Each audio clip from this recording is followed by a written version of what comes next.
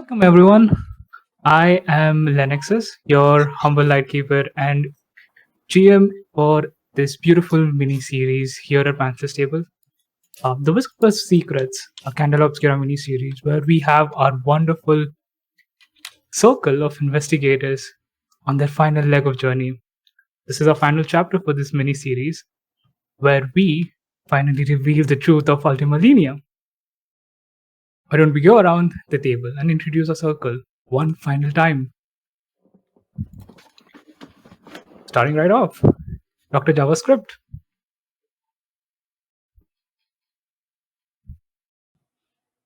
Hello, I'm April. She, they pronouns. I play Dr. JavaScript, and I don't know. I'm playing. He's a professor, and he likes things. That's my reputation at this point. Alrighty.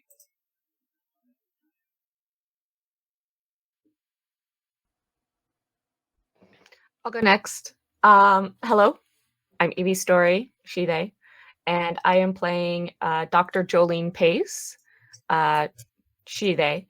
And while I am working with Dr. Script, I don't necessarily condone everything Dr. Script is doing.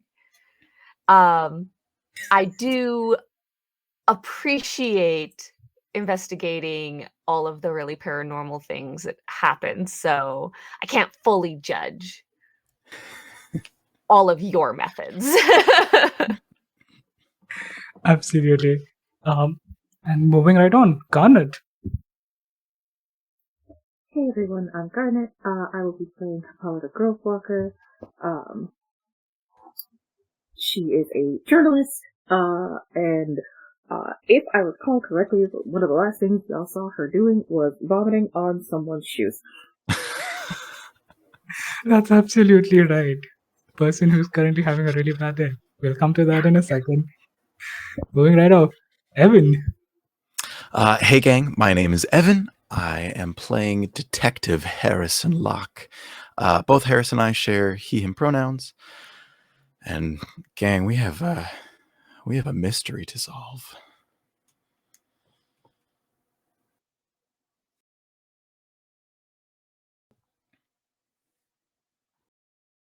Well, we're gonna Seems have like we have a second mystery to solve. Ghost again, stealing our technology. Can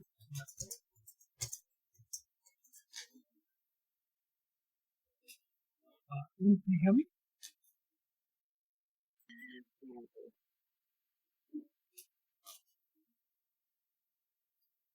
Oh, you're quiet again. Okay. I hope. There we go. There we go. Evan, please introduce yourself and your character. We did. Oh, we did? You fell away. Oh, wait, no, yeah, I think we lost you when doing that. That's all right. Technical difficulties and everything. But moving right off, as we gather around our many group of investigators, we are unfortunately down one Isidora Vex, who's still very much present here, just in the background. Due to some personal commitments. But coming back to our story and where we last left off our circle of investigators, you all have just been back in a different timeline here at Ultima Linea, where you saw a lighthouse that was under construction, partway complete and partway still under the process of being constructed. You met a very important person who is primarily responsible for overseeing this entire process of the construction. And him finding a grate with a voice ringing inside of it. I believe Evan was the one who was closest to the site. It was, I think JavaScript was there, right? Dr. Crypt was. It was Dr. Crypt, Evan, and I also because believe the guy was about to open like the crate in the middle of the camp. yes, Like, he was don't do about that. that. He was. Dr. Alexander, what are you doing? As he's about to pry this open with a crowbar that he asked one of the engineers to bring up, you interlude him and ask him to just bring it further up into the. I think like he moved it away, right? He like opened it at like the edge of camp, and we saw a baby with blue hair. You saw a baby with blue hair in it. Do I see the rest of like? Do I see any of the others? The others are, you see people that are just come out of a camp. Evan is like, Dr. Harrison is very close to you as well. I'm assuming Dr. One moment. Jolene. Dr. Jolene is with wife, helping take care of some of the patients here. Take care of the patients. Please don't kill the patients. Gotta You didn't see take care of the patient. You didn't see the patients. I know, but I've seen Dr. Jolene work. I'm just hoping that none of the patients are dead by the time we leave this place. That is not my responsibility. Okay. Regardless, I'm not there. Continue. Yeah, no, I'm just gonna like I like look at the baby, connect some dots, and I will immediately like look up and like dart around to see like who I can find, and like if I see like Hippolyta and Harrison, like I'm just gonna be like, can you real quick, can the two of you come over, please? Thank you. Yeah, Harrison steps up. Hippolyta will jog over, glass of water in hand. Woke up and I'm just gonna like point.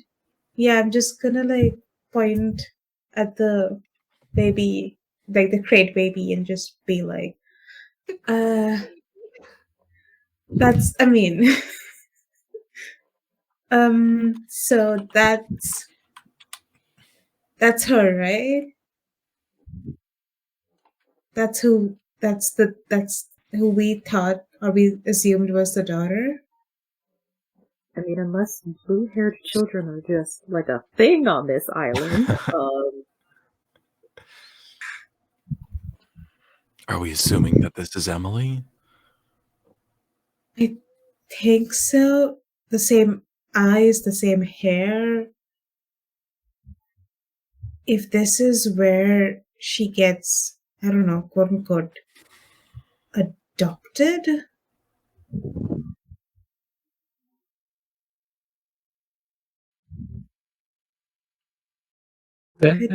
Could she now be that you're looking, okay, yeah. Now that you're looking at the people around, they have a clear expression of shock. There is a momentary pause amongst the crowd here.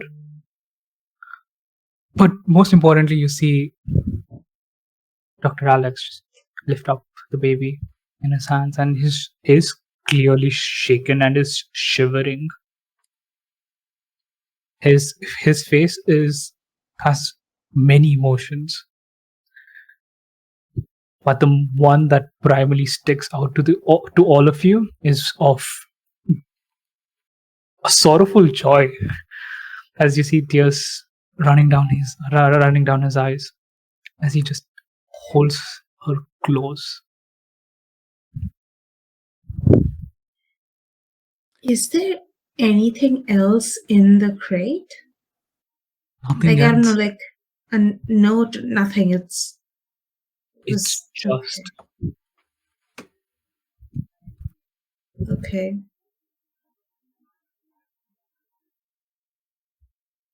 Do you think it would be rude to ask the doctor to like I don't know, not adopt a baby that he found floating in the ocean? Maybe. Like above table, I feel like that's asking John and Martha Kent to not adopt Superman. Like they're gonna do it. Exactly. I don't know if I should just go up to him and be like, hey, maybe Just take it. put it back in the crate, set it afloat. Just take it. Okay. I'm not there. We could also take the baby and just run. We could take the baby and go, like, because we know what happens if Okay. she stays here. But like, if we take her with, then we have effectively changed the future. Yeah. First of all, how are you even planning to get back?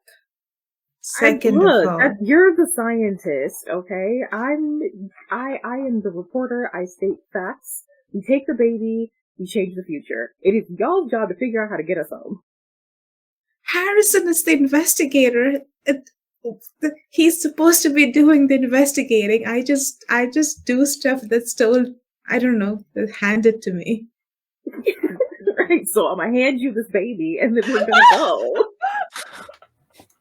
Also, we're on like an academic salary, a journalist salary, and I don't even know if Harrison earns anything. And I don't think that we should trust any money that Dr. Jolene gets.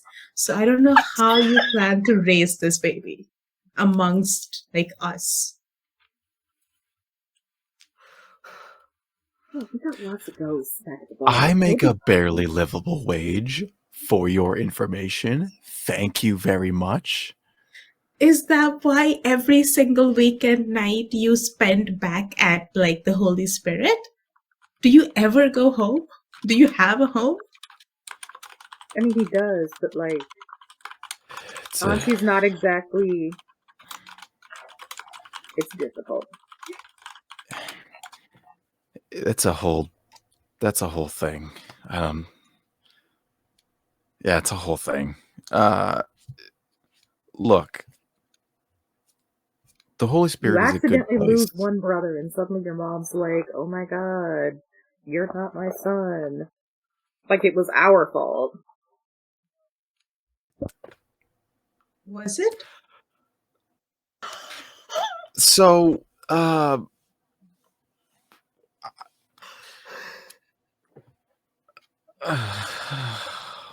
Fault? No. Did we see signs she didn't? Yes. Could we have stopped him? No.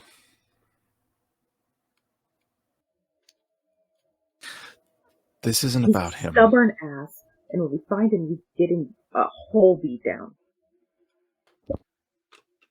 Okay. Yeah.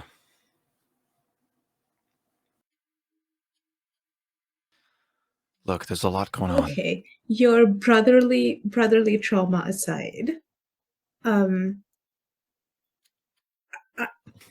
we stopping him from taking the baby? What are we doing about potentially future Emily? Doesn't that create a paradox? Doesn't that destroy whatever future we've already experienced?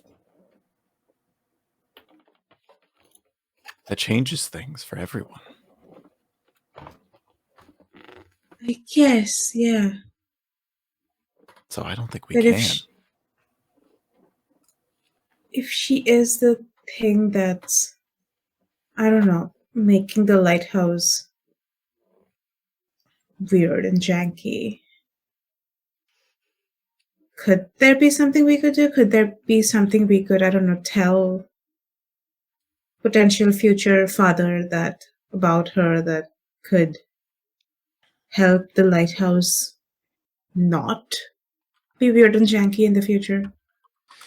I mean, the light, it's the light. It all revolves around the light.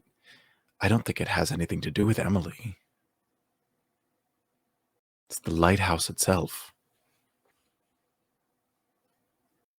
Okay. But so you heard the thing about the relic, right? just have a sinking feeling about this. Do we know anything about this island in particular? Like, what exactly happened on this land that the lighthouse was built on? So far, what you've heard from Dr. Alexander is that he is building the first and the last line of defense against bleed, the lighthouse that you see behind you being constructed. He knows he has the information that has been shared with you so far is that it's partially completed, and the most important bit of it is the actual power source of the light that would power this lighthouse. That needs to be brought in and is a few weeks away. Harrison said that might not bring in a few extra sets of those just to be precautious. And Dr. Alexander was willing to send out that word, and that's the only piece of information that you have, unless you want to investigate further around this island to get a little more knowledge about it. Lenny, Yes. question. Mm-hmm. Harrison pulls out his bleed detector Mm-hmm. It's gonna And do s- the exact same thing. Yeah. and subtly activates it in front of, like, around the child. None. Your bleed detector None? remains silent. Oh my god, okay. Silent as He sighs a sigh of relief and puts it back. And okay, that's good. Is there no bleed on the island at all? Like, even if it wasn't coming from the baby, are but you moving it around? Because it has a proximity of about 10 to 15 meters where it starts detecting bleed. And in this proximity of 15 meters around you, there was no bleed detected. You would know this as investigators. So you would need to move around with it. As a detective, I guess I should be detecting. He'll pull it back out and he'll start walking around. You Absolutely. guys have As fun you with the baby. You guys can deal with it. This is like, Yeah, I was gonna let him do that. I'm gonna walk up to Dr. Alexander and just be like, okay, so we just found an infant in a crate. You are looking at her with hearts in your eyes, and I love the fatherly, thing that you've got going on. But we don't know how long she was in that crate. She could be malnourished. You need to go take her to the the medical tent so she can get checked out. and you see Dr. Alexander immediately realizes it, and you're right. And he rushes to the medical camp. And as this happens, Harrison, you move around the island looking for bleed. As you get closer to the medical tents, there are immediate high pings across the bleed detector. There are sources of bleed here. As you get closer and closer to the lighthouse itself, there comes a point where your bleed detector is constantly at 100. And standing at this high level of proximity to bleed, you falter a bit. There's almost this self-inclination to withdraw and keep away from this. Like something truly unfathomably dangerous lurks here, and it's best to stay away.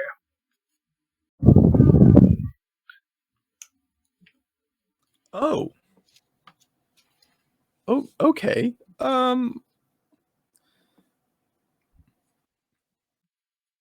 Yeah, I think I'm gonna back up.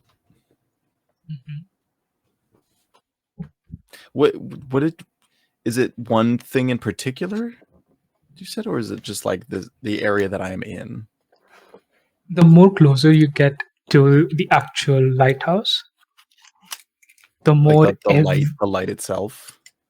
yeah, the actual structure of the lighthouse itself, the more every inch of your being screams at you to leave. Get the fuck out of here. And you are, at one point, you don't even realize it, and you're retracing your steps back away from it. Oh, good. Okay, very good. Jolene, you see a very frantic looking Dr. Alexander rush into the tent, rushes immediately to his wife. Look, darling, I, and he just doubles down crying as he gently presents this young girl, this infant in his hands with blue hair, beautiful crystal white eyes, and hands it to her. It's Emily. Oh, Don't project your dead daughter onto this baby you just found. I'm sorry. Go ahead.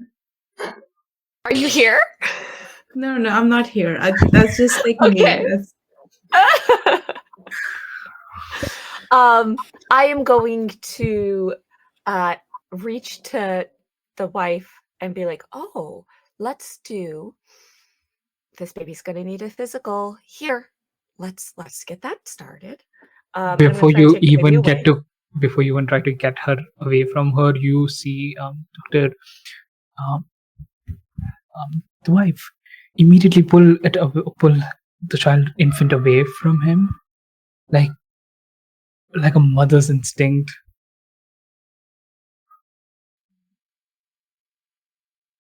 And she is just holding her, looking at her. But how? Well, that's what we're going to have to determine. We need to give it a physical. Of course, I'm more than. And she immediately starts giving the child a physical. I'm going to try very hard to intervene and try and like send her and be like, oh, well, we need some swabs. Can you go grab those? You're trying to send Dr. Alexander over? No, the mother. Oh, Dr. Vanya, she refuses. She refuses to let go of the infant. She looks at another one of the helper nurses and immediately orders him. And there is a fervent command to her voice at this point. There is urgency and there is absolute authority that where she is at this point not distinguishing anything normal here. And you see the nurse immediately look a bit shocked from the experience because she's never seen Dr. Vanya respond in such a way. Rushes, gets swabs for them.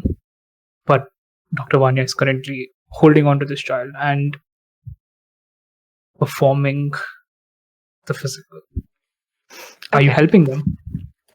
I am going to help them in trying to take charge, but I am not going to go away.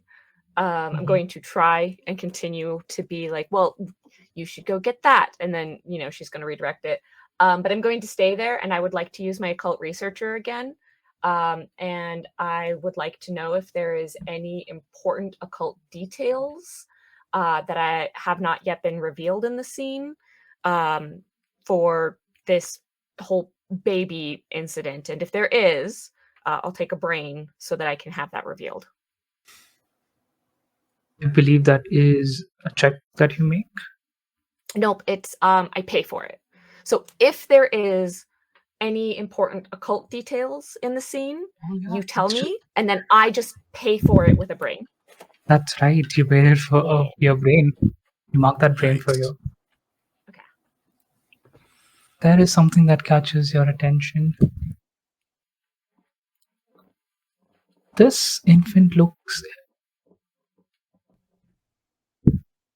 heavily malnourished to the point where you see their skin, from the amount of time that they've stayed in water, seems like most of their skin has become gaunt and almost famished to the point where it's sticking to their bones. And you also see its breathing is very, very feeble. looking around it, you see on one of its legs, at the base of its foot, there is a symbol that catches your attention. This symbol of an eye.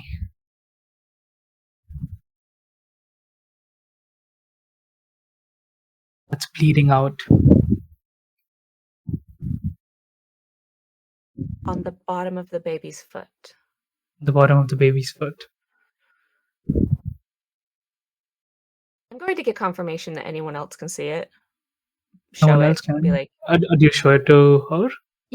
yeah, like I'll show it and be like, do you want to make note of this? Just like, because you're supposed to make note of the things. I'm just going to show the foot and say, would you like to make note of this? I'm not going to say what this is. I'm going to see if anybody else can see it. Dr. Vanya does notice it. She notices the tattoo. It's a tattoo. It's nothing physical on the baby. It's just a very distinct looking print on it. And seems like this has also been glossed over to a point where it's fading almost. She takes note of it, and immediately she looks puzzled. But her primary focus remains on making sure the baby is given adequate attention right now. All right.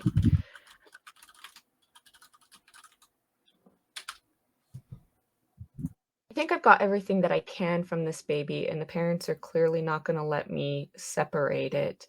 So I'm going to give up on that, and instead I'm going to go return to the other patients that are succumbing to the bleed, and I'm going to see if any. I'm going to try and talk to some of them who are still lucid. I'm going to see if any of them know anything about a bleeding eye. You would Just going to try actually and do a little give discussion. me just a second. I'm looking at your sheet. I would actually like you to give me a recheck. Okay. So that's 2 dice, and I can make one of them gilded. Mhm. I will also, because this is the time for it, spend a drive to add an additional die and see what we roll. All right. I got a 4-5, so partial success. Partial success. Knowledge comes to you in bits and pieces. The bleeding eye in occult knowledge is a sign of, depends on where you're reading it from, honestly, but it's a sign of both ill omen and as well as a sign of change. Depends on how you want to view it, because the eye represents, in some occult knowledge, a transcendence to future that a better future, one which comes from the knowledge gained. But in some instances, a bleeding eye also means that you have much to sacrifice, because nothing comes free in this world. A sacrifice must be made. Okay. But yes, you can go up to some of the patients who are a little more lucid. You see, this person who is possibly in his early 20s, this young kid who probably made his way to the island to make some fortune working on this lighthouse. His left face is completely scarred because of the bleed, where you actually see his muscle fibers exposed of his face. But he tries covering it up as you get closer to him. As he looks up at this. Yes, doctor. Yes, I'm going to just give you your exam, make sure you're not in any pain, see to what level this has affected you, and ask you a few questions. I was told I would be given more anesthesia for the pain. we're going to give you something for the pain. And I'm going to make sure I've got some painkillers from the tent on hand for him. But before I administer it, I'm going to say, all right, but I do have a few questions, and I do need you to be lucid for that. So can you tell me when you noticed, when you obtained these marks? There was an outburst at the lighthouse. We were like, the orders were building this, and things were fine. And you see, he kind of chuckles to himself, this very manic laughter. Mhm. And the next moment, something lashed out, and we didn't feel physical pain. None of us did, and it was just, I felt my skin sloughing off of me, and the next moment I was unconscious. I didn't feel pain even when I woke up, but these last few hours I can't seem to make sense of reality. Things are different. I see two of you, for instance. I see, and he kind of reaches out in a space where you're not here, to the right of you. Like, Mhm. you're going away from me, but you're here. And I don't know if I am going mad, or it's just the pain working its miracles on me. I don't know. I understand. All right. I think I understand. All right, here, I'm going to give you some medicine for the pain. Do you see the baby over there? So I do. Can you tell me, because I believe you, what you're seeing, I believe. Can you tell me all the things you are seeing about that child? She is currently being examined by Dr. Vanya. She has blue hair. She's wrapped in warm in a warm blanket. She's being packed down now, and he continues to be essentially describe all that is happening in real time of the physical inspection that Dr. Vanya is doing. But apart So from he that, does nothing. not see, he doesn't see any sort of like doubling for the child. Nothing doubling for the child, at least. If I ask him to explain what he sees when he looks at like one of the other attendants, does he describe doubling? Yes, he does. But not for the child. Interesting. Okay. I give him his medication. I say he's done a very good job and that he should lay down and relax and know that he's not going crazy and that we are going to take some of this pain away. Doesn't even need water as he takes those pills from you and cups him down and recoils himself into a fetal-like position against the bed, against the wall that he's placed currently, and just rocks back and forth. I am going to go back to the other side of the tent where the patients who did not make it are at. And I have a suspicion that I would like to investigate. So I'm going to go to the patients who look like they've had some really bad bleed exposure. And I'm going to use my dissection move by making a focused roll. I'm going to dissect a piece of organic matter that has been affected by the bleed, which is the person. And I am going to see what I can find from this. Very specifically, I'm going to see if I can find, has this body been temporally, dimensionally scrambled? Like, does it have baby kidneys with like an old man liver? Like, like is this body all over the place? So I'm gonna make a focus roll. So let's see. I make a focus For it. roll. That's Please give me a that's focus 2 roll. dice. Yes. One of them is gilded, and with dissection, I gild an additional dice. And I'm also going to add 2 drives, because this is the time for it, to get 2 more dice so that I'm rolling 4.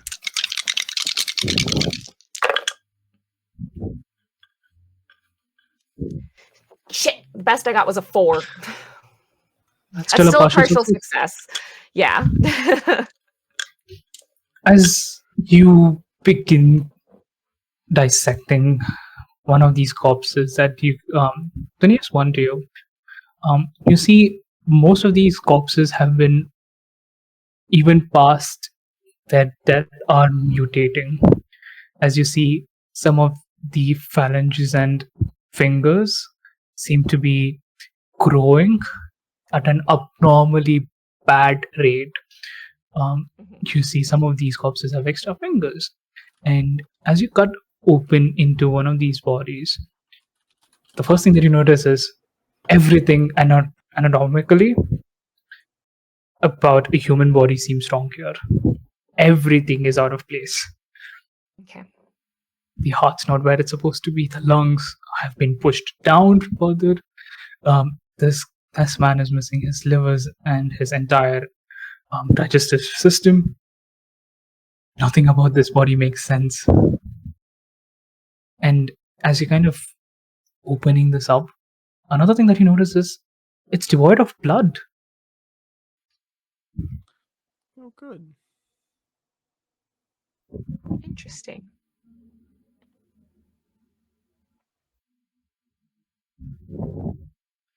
For the organs that I can find, do they look like they are at a developmental age appropriate existence, if they are identifiable in any way, They are. to what the They body are should just. be?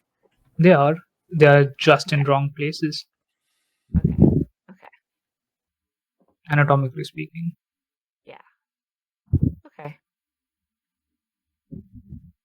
Well, I think that's going to take me a minute to do. So So that's where while I'm you're at the moment. Yeah. while you're busy doing that, while you're trying to investigate the internals of this corpse, we move to the others. What are the others doing?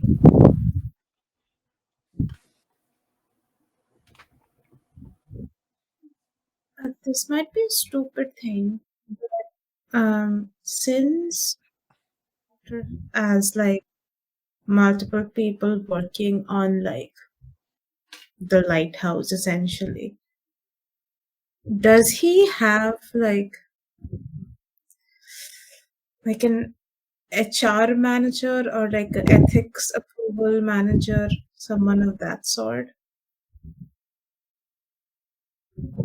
Give me a survey check as you kind of look around to find someone who would look like handles people around here.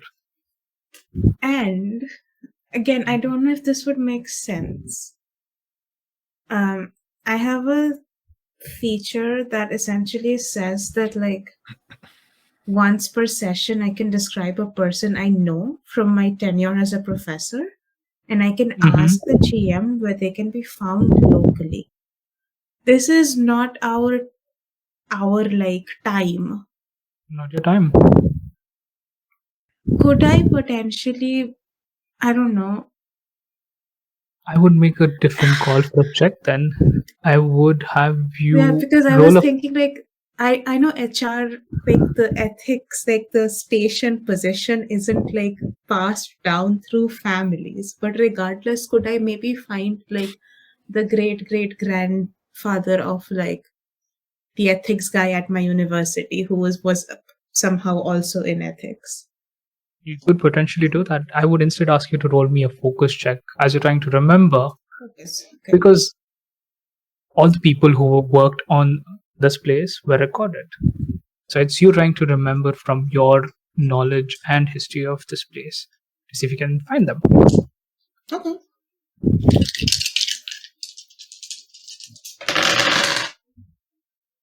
That is a 2, 2, and a 5, so 5. That's a partial success. As you're kind of moving around Dr. JavaScript, you overhear a conversation. As you're looking for this one specific man, this man in his early to late 50s, who was supposedly responsible for hiring all the help around the lighthouse, who took care of the people, who made sure if anything went wrong, they would be sent back, they would be taken care of. But before you find them, you would hear this conversation between these two people, these young two engineers who are currently in a heated conversation between them, who say, but this data is wrong. Everything about this does not make sense. If we continue the way we are, this lighthouse will break in another 30 years. If we are lucky, it would last another 80 at best. And you see the other engineer, listen, I've double checked this data. Everything looks good. Let's just push it forward and everything will be all right. As a fellow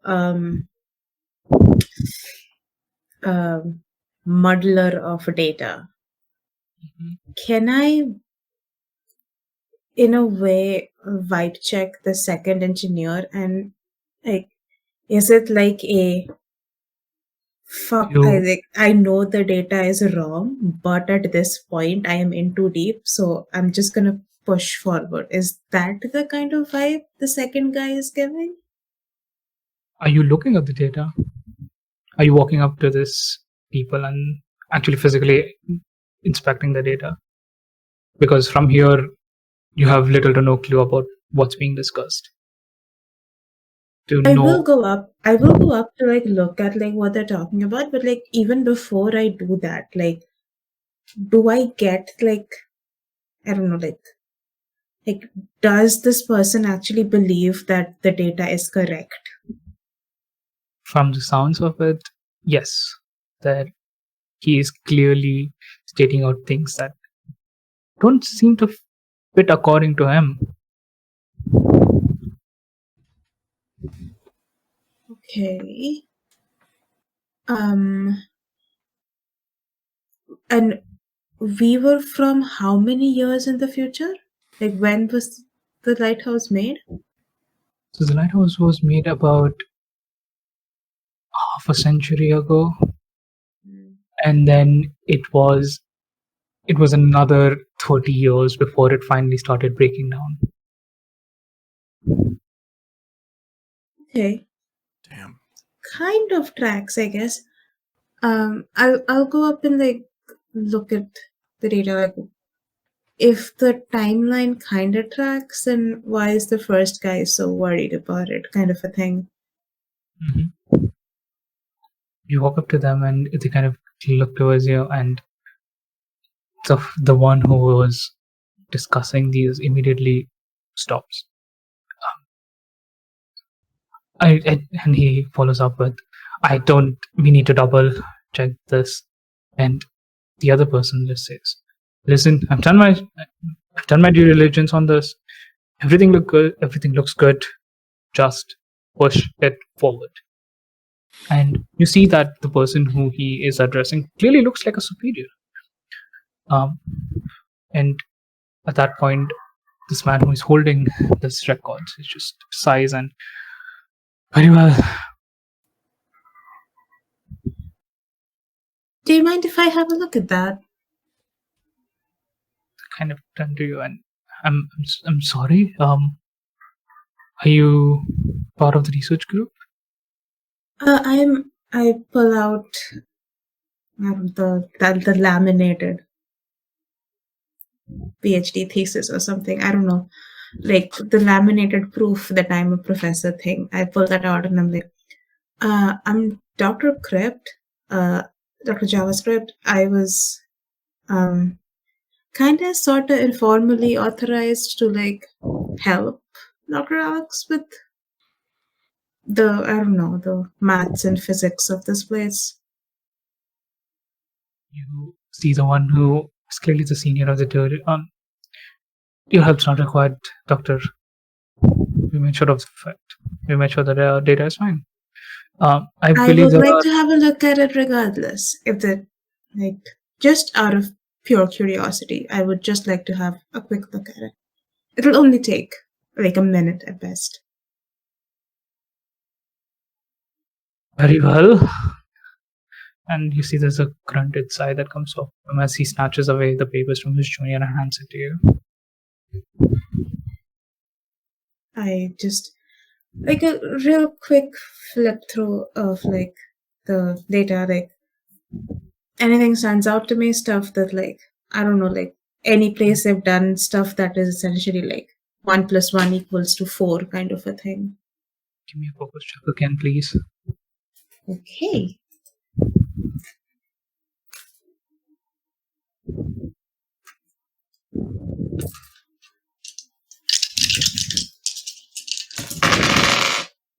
Oh, that is a 6, a 3, and a 4. So 6.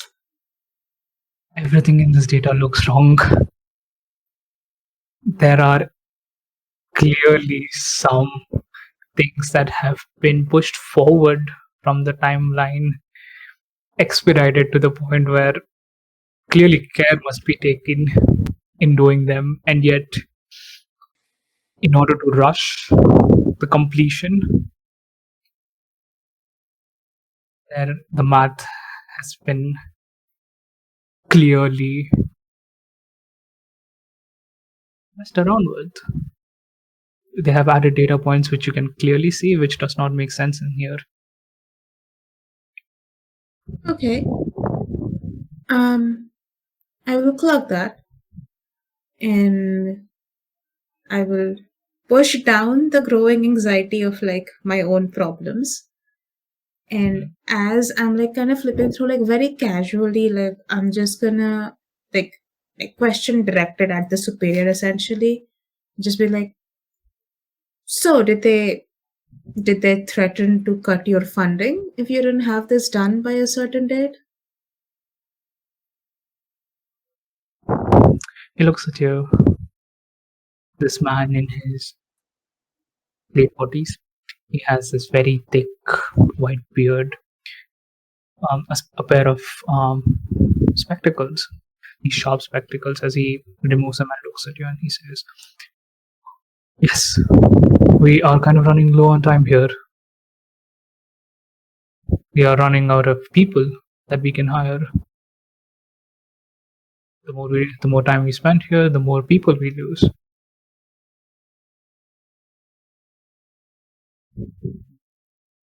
You know, when I did this, the only thing that was kind of at stake as result of my research was, I don't know, future data that other people would look at. And maybe I've caused more problems with that than I know, but in this particular moment, I can directly tell you that there's going to be people affected by this. And I'm sure people would be wise enough to fix them. That's what we're here for. So this is me telling you to fix them. I shall take a look at them. What's your name? I hold it essentially with all my twink energy. I keep holding on to the papers. And what's your name? Dr. Edward. Pleasure to meet you, Doctor. Likewise. I let go of the papers and I turn to like the other one, the junior. And you are? He looks around, looks back to his senior, and Alex. I'm just doing an apprenticeship under him.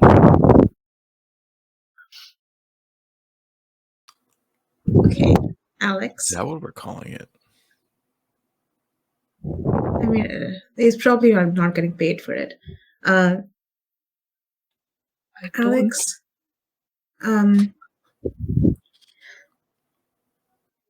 before, once your superior has looked at this, if I need you to look at it again, and if there's still problems with it, find me, I guess. I can't fight. I can't physically fight, but I can raise a lot of hell when I want to. Alex looks to you and back to his superior and just gives a nod. Good. Cool. Have a good day. And I'll just walk away. Go find just walk away. You walk over and you leave the two to their own devices. It doesn't take long before you find the person you've been looking for. One Mr. Earl Livingston. Like the tea? Like the tea? Okay. Earl Livingston. Who this again? This man who is very rotten looking, is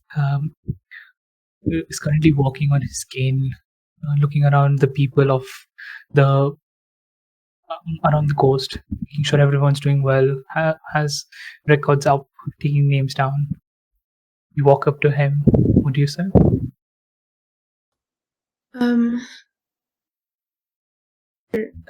Earl, sir? Oh yes, that is me. How can I help? So, I am friends with someone that, well, I don't think you will ever actually know them. There are many generations after you. But, anyways, not important. As a very confused. I was wondering, how did, I don't know if you would know this, how did Dr. Alex's daughter die?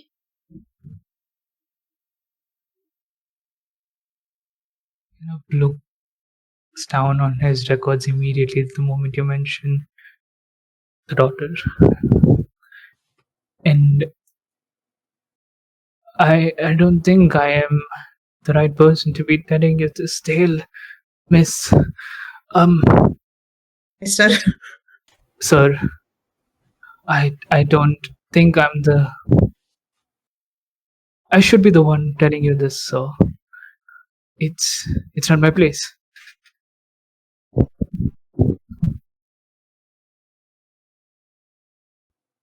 Okay, tell me this.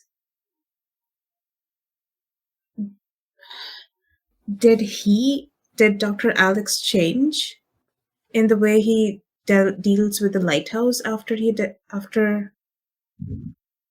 Emily? I can tell you that the death of a child changes a man in various ways. He did change, but his research was his primary focus. So there wasn't like the way he was dealing with the lighthouse didn't really change.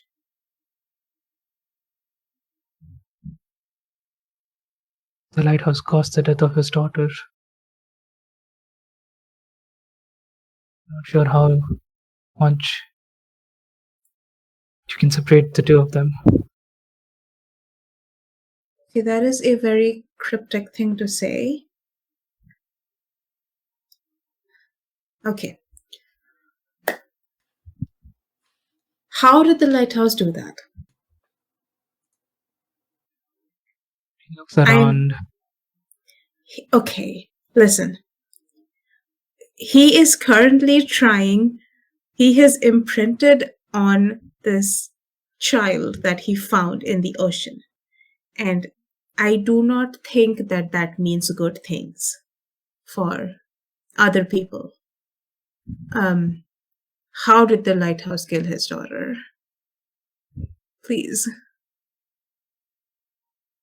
He looks like he's clearly heard of the chaos that was caused a few minutes earlier of a child being found, but he didn't realize that Dr. Alex imprinted his daughter on it. So he looks concerned immediately as you say that. And walk with me. I still have to do my daily check-ins with people. Okay.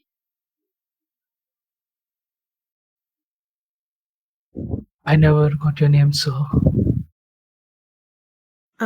It's Dr. Crypt, Dr. JavaScript. Dr. Crypt. Okay. When we first came on this island, it was just a few of us. We wanted to do our initial reconnaissance of sorts. You see, he's kind of walking further and further away from the people as he's speaking this. To understand if this was the right place for you know, the lighthouse. And Dr. Alexander and his wife, they came here with their daughter, a young infant. Quite beautiful, I must say. We all truly deeply adored her.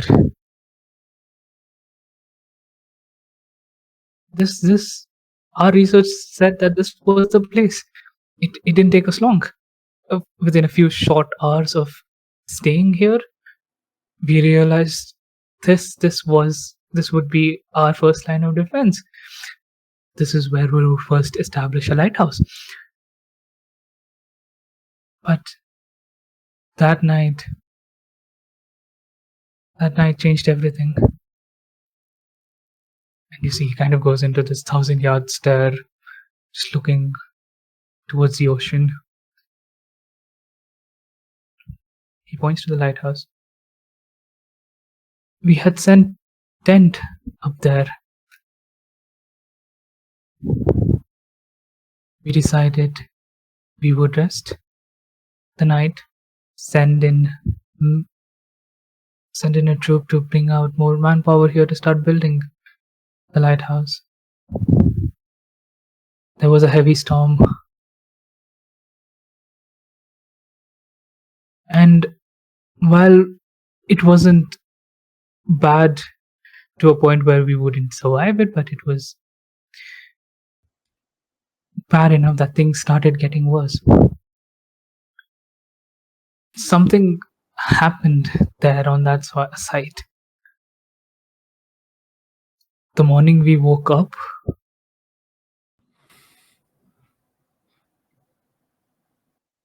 Emily was no more. Mysterious.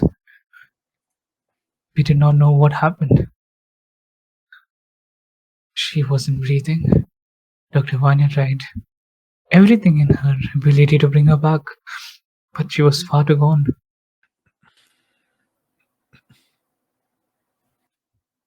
Circumstances were rather sorry. This brings up bad memories for me. No, I understand. Thank you for telling me. They buried their daughter at the base of the lighthouse. When they say base of the lighthouse, do they mean like under the lighthouse, like where like they buried her and the lighthouse is built on top of that? Yes, that's what he meant. Okay. They thought that's the least. Dr. Alexander thought that's the least he could do. He buried his daughter, the site which would become humanity's first guardian. He lost something for it. He wanted to make sure the world would remember what he lost to build this. Well, the world remembers, all right. Once again, thank you for telling me this. That helps. That's information that we can potentially use. Thank you. And someday you're gonna have a really, really competent great grandson. He's pretty cute too, but that's, anyways, different problem. Workplace relationships are kind of frowned upon. Again, he looks Whatever. confused. I'm sorry, sir. What? Don't worry about it. Thank you for your help, and I'll let you get back to your tasks. And I'll essentially like step away, and I will try to go find like the rest of the circle, and like I don't know, like it's like after they're all done with their things, like I will try and like get everyone together to like kind of reconvene and be like, time to lore dump and like see what we've got so far, kind of a thing. But yeah. So you do that. Meanwhile, Hippolyta, what have you been up to? I am going to the mess hall to go and talk to the folks that are still not infected with bleed. Because if you're going to talk about work, you're going to do it while you're eating. So I would like to go there and just... Like, I look fairly, like, normal, so I'm just gonna kind of go in there and maybe start talking to the people who are, you know, the people behind the counters who are, like, doling out food, so, like, any sort of, like, lunch ladies or anybody who's doing any cleaning, and just sort of trying to maybe listen in on any sort of other conversations. So I'm gonna go and just grab me a tray, and put just random things on my plate that I may or may not pick at. I'm just in case it's like a Persephone thing. I'm not actually supposed to eat the food. So you grab yourself a tray, grab all the food that's available, and it's not the best that you've had from the mainland. Some of these look very basic food, just enough to sustain them, to get them through the work and the day, essentially. But nonetheless, you do see a lunch lady who is currently catering to some of these worksmen, who hands them out these mashed potatoes, a side of mac and cheese, and is just serving them. Looks up at you on this and puts a large scoop of mashed potatoes on your plate. Mac and cheese? Yeah. I'm a little bit new here. Hi, what's your name? Oh, I'm Lydia. Hi, Lydia. I'm from Florida. I'm just another set of hands. Is it? You know, it is, you know, checking to make sure there's not like a crazy line behind me or anything. That way I'm not holding up people who are actually working. There's no line behind you. You're the only one here. Hi. Is there anything, you know, that I should know, just generally speaking, to kind of like get along with everyone? Or is it sort of a, like, keep your head down and just do your work sort of place? No. Everyone considers each other equal here. We're all here to do something good. So, just be yourself. Okay. Have you been here since like the beginning, or? Oh yes, of course. I was with the doctor when he first came here on his expedition, and I've been here ever since. Wow. Was here You from the really beginning. see, you saw them dig the foundation, and now it's almost a whole lighthouse. Quite a few months of work have gone into that, and she kind of just looks at the lighthouse. A few more months, and we can be off this island. Yeah, it's kind of a lot. I actually came in to help with more of like the medical tent side, but with one of the new doctors, but seems to be kind of getting everything in hand. So just taking a little break. Since you've been here since the start, have you noticed anything weird? Like, I know there's like weird stuff in the medical tent, like I was just from there, but like outside of that, have you noticed anything weird? I mean, look around you. Everything is weird. Define weird for me. I mean, that's bad. Like, voices or strange lights. Voices occasionally, yes, we've heard whispers and murmurs in the air when nothing was around. There have been instances where people have seen people come in and vanish. Things about someone from the past talking to us. I've heard all sorts of stories from the workers. Okay. Yeah, that was But definitely fit under the weird umbrella. but we've at this point all attributed it to being very close to the bleed. Once this lighthouse is done, I think all of us will be normal. We'll be back to normal. Everything will go back to normal. Do you think you can really go back to normal, knowing all the stuff you know now? You and me, never. This is our life. This is all we will ever live. Well, I appreciate your conversation, and I will move down the line and go find myself a table and just wait to see if other folks show up while I push food around the plate to make it look like I'm eating it. There are a couple of tables filled at the moment. You see a couple of the tables with a few of the workmen, a few of the engineers currently just silently eating to themselves. A few of them conversing with each other. Do you have any specific table you want to skedaddle towards?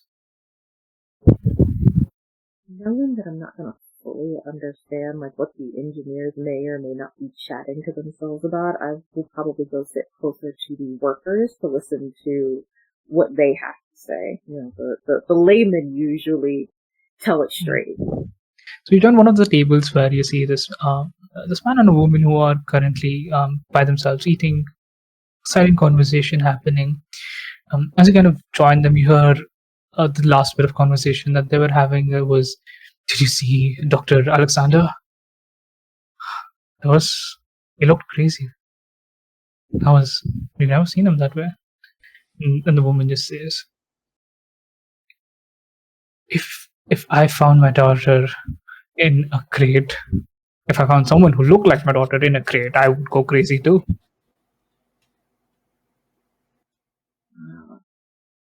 So that's gotten around. Although he wasn't really trying to hide running with the baby. Yep.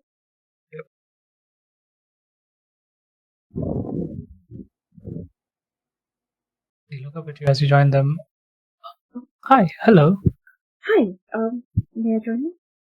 Oh, please, of course. We have empty room. Please join us. Hi, I'm here with one of the newer doctors, my name's Hippolyta, and I was just hoping maybe to get a little bit of information. One, to make sure that you guys are getting checked out regularly. There's no weird bleed or anything. Of course. We are. We don't get too close to the construction site. We just help around all of the other odd menial tasks. I'm Jessica, by the way, as a woman introduce herself. And this is Justin. Very nice to meet you both. Yeah, just definitely, because you can be unpredictable, so just make sure that you're definitely getting your... How often are you guys supposed to be getting checked out, actually? I'm not sure. There was a lot of at the end of the day. Expensive damage? At the end of the day. Okay, perfect. That's actually great, that it is a daily check. I was worried that it was getting pushed to weekly because we were getting close to being done. So that's great. Our camp doctor does her best. She is the best.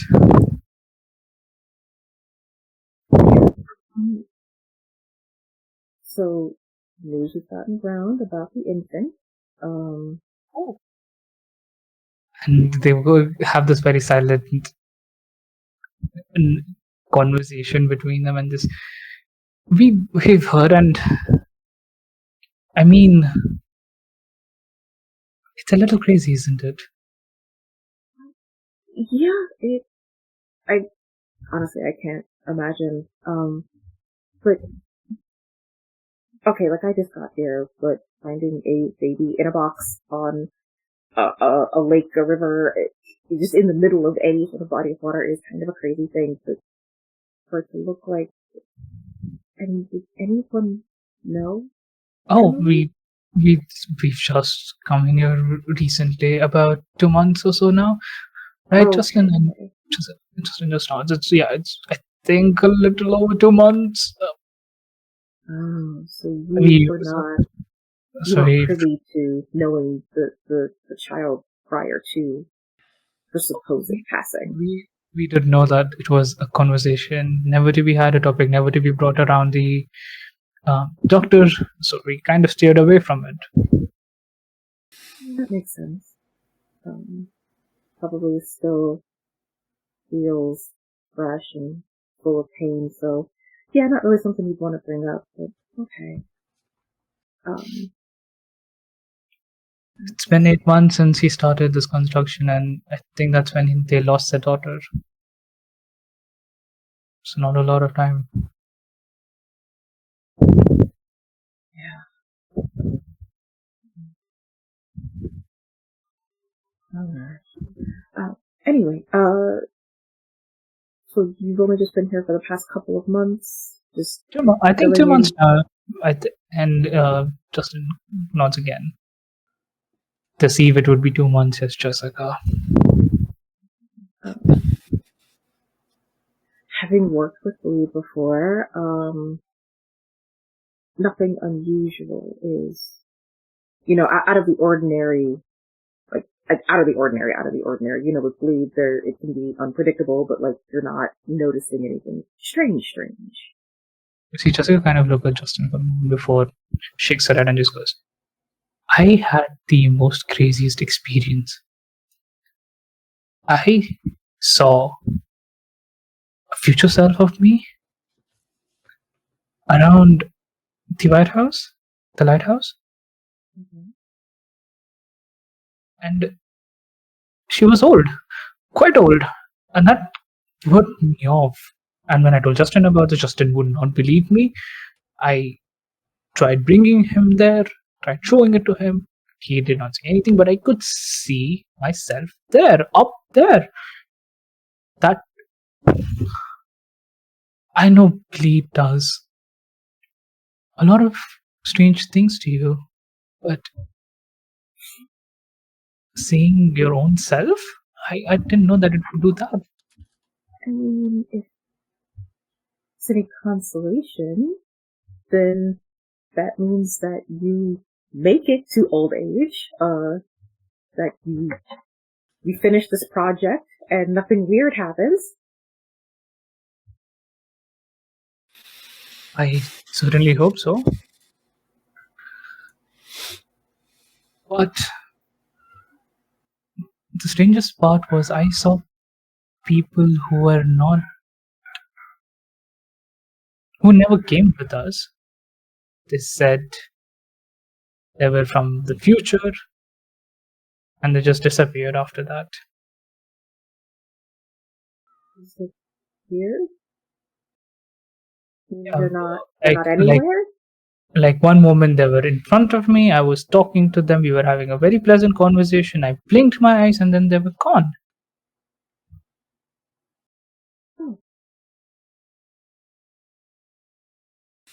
Oh. Has this happened a lot? To me, this has happened about just today twice. Today? Yes. Twice? Yes. Oh. And right before that baby was found. Oh.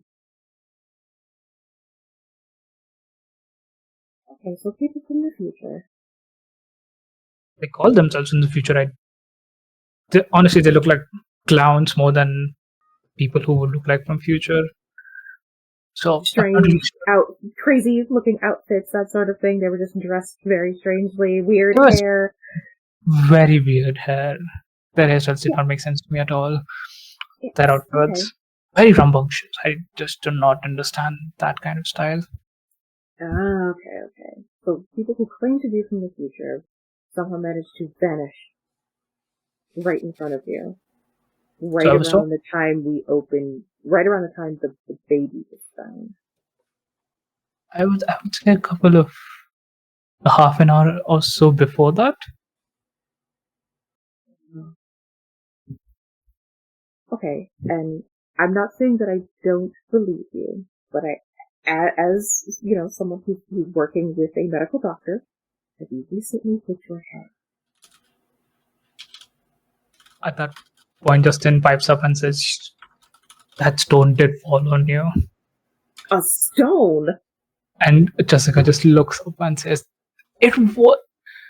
Listen, it's a light bump on my head," and she kind of reaches to her head, and there is a very small bump on her head. Clearly not to the point where it's an older wound from the side of it. And you see, there's Justin says, maybe that's what's causing it. Maybe you're messed up in your head. And he just laughs at that, and Jessica says, "You shut up." And you see Justin just raises his hand in defense and says, I'm just joking. I didn't mean that, you know it. And Jessica just shakes her head. Okay, but that looks like it's like healing. That's not something that happened in the past couple of days.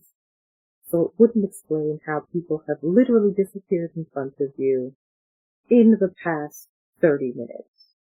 I mean, those were very real experiences to me. Yes. No, I like I said, I'm not saying that I don't believe you. I'm saying that you getting hit in the head a couple weeks ago wouldn't explain what happened less than an hour ago. So, this was a very real experience for you. But we have no explanation except for bleed, which is kind of vague around here. I mean, we all kind of do attribute it to the bleed at this point. It just tend to mess with your psyche. It hasn't gotten worse. The doctors said so. I'm fine. I've been clear. No. I'm not trying to push a sensitive issue, just trying to get a feel for the people who work there is all. Because I am going to be, part of your new health crew. And she just, as she hears that, she smiles. Well, we have a very kind soul amongst us then.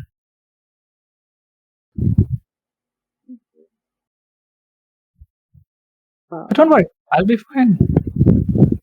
Yeah, I mean, It's just a light I bump on the realize it's lunchtime, but do you mind if I take a look? Just since I'm here. Oh, sure, To go make for sure it. that, that it's healing okay. So No, then, yeah, no. I'll Knock just yourself out. put on my gloves and then check the bump to make sure that it's not being weird. That it just looks like a normal bump on the head and it's not like pulsating or oozing or whatever. Give me a focus check, please. Focus.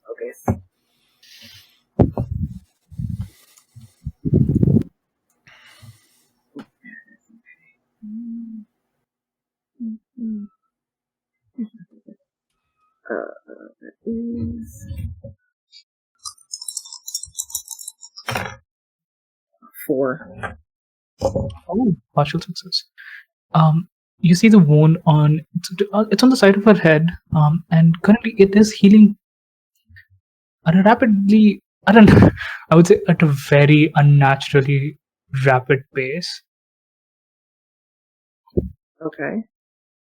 That's one of the first preliminary things that you find. You also see that no signs of any concussion or any sign of brain damage, at least from your perspective and from your knowledge, having been in the medical field. No, this is kind of, you're healing really fast. Is that just, do you always heal fast? No.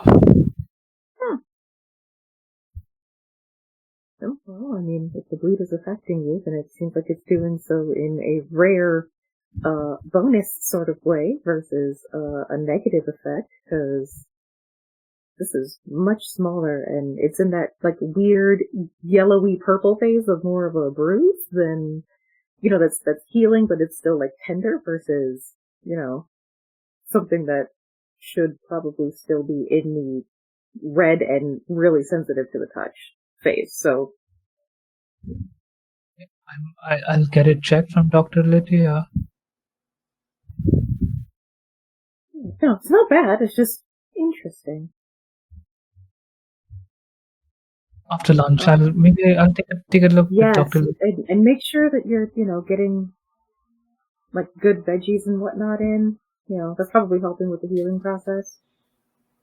As you said, she takes a big scoop of the salad that she has.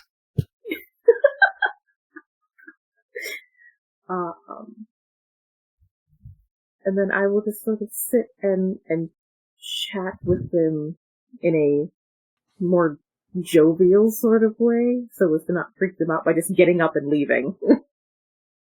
Continue to do that for a couple of minutes before they finish their lunch and they get up to leave. It's time to get back to work. They give you their goodbyes and get up to leave. I'm gonna wait until they're all the way gone, and then leave my tray and go in the opposite direction of them, back towards the beach. Give me this would be as you're dropping your tray. Mm-hmm. Spirit, or would this be survey? Give me a survey check, please. Okay. Hippolyta. I just want to see if Hippolyta catches this.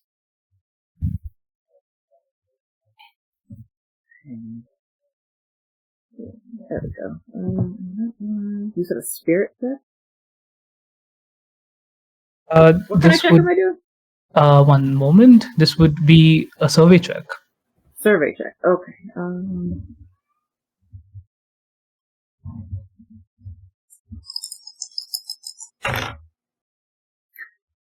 4. Alright. That's where we're at today. That's good enough for you. As you're dropping off the tray, you notice something very strange.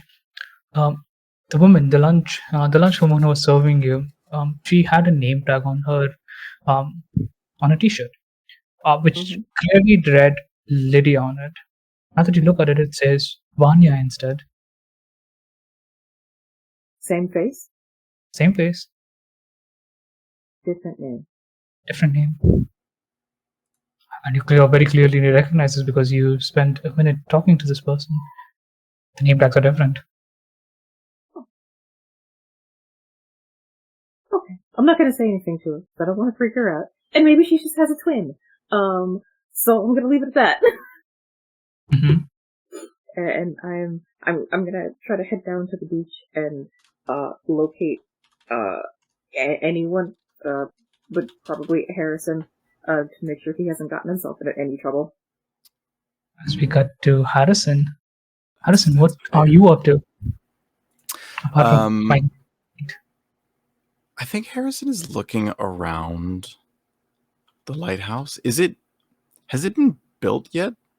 Or is it in the process of being built? So the upper 6 floors of this lighthouse have been built. It's only the last 3 layers that are yet to be built that you see. The actual space where the bulb would go, and that's what's left of it. Okay. Is there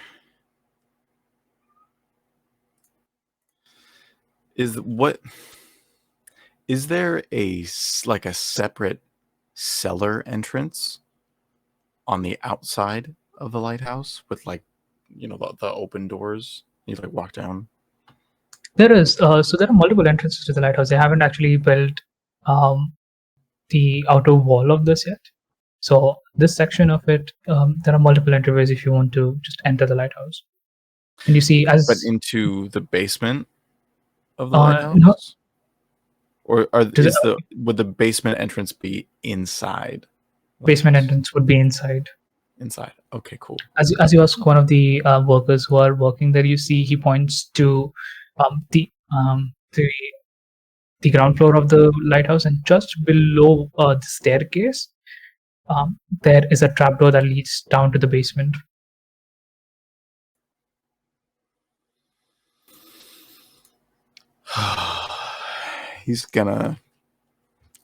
I think he's gonna walk over and open it up.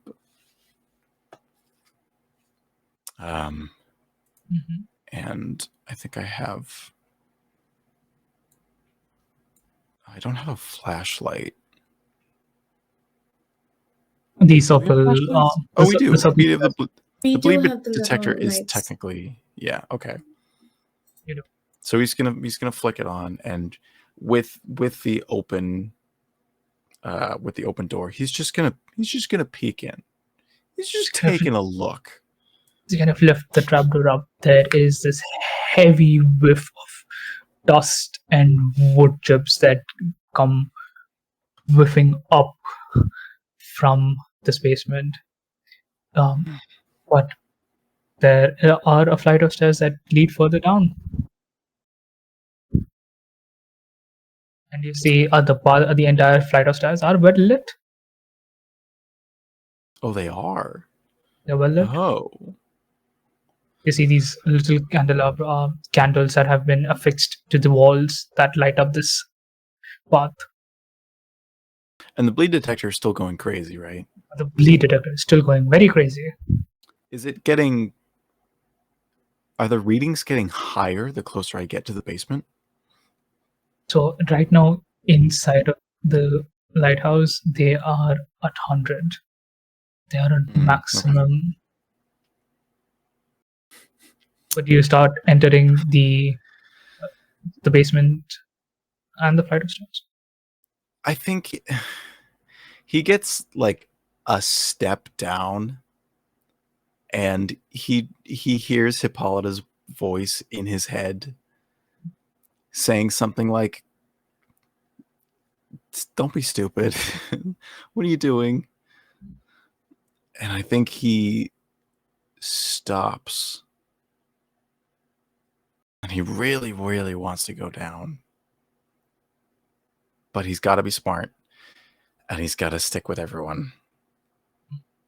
And so I think he heads back up, closes the door, makes a very front page mental note of what is happening down Just kind of there. turn around and begin to step away.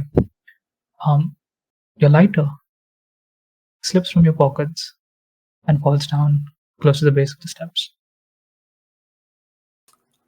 I gotta reach down and get it. Reach down and get it. I need that. That's important to me. Yeah, I think he stops and reaches down for it. You reach down to get your lighter, and you do. And for a moment, there is this very light flicker, a distortion in your lighter as it stays there for a moment and then it disappears. But as you pull it back, you see it whole in your hand. Like it disappears completely from view, or the light turns off? Like it completely disappears from your view, but you can still feel it in your hands. And as you pull it away from the stairs, it comes back in its whole physical self. Very cool.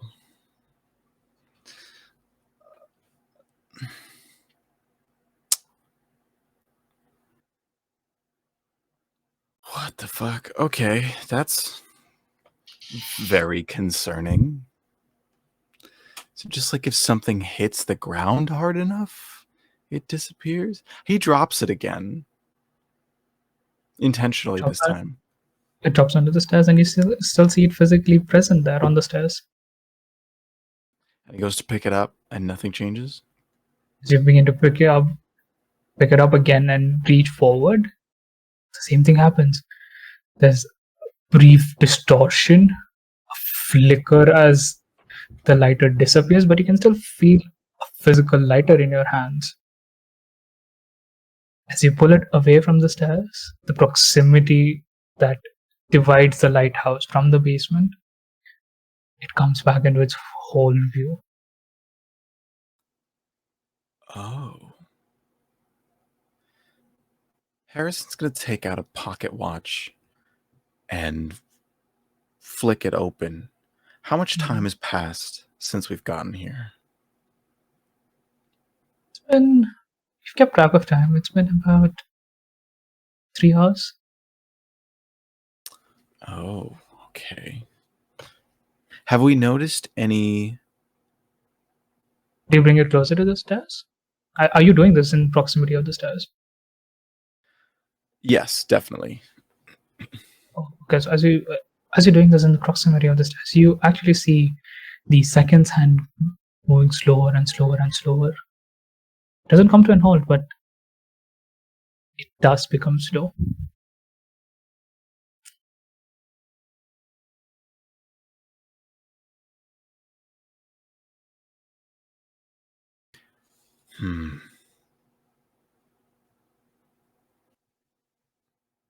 He marks this down as definitely not normal.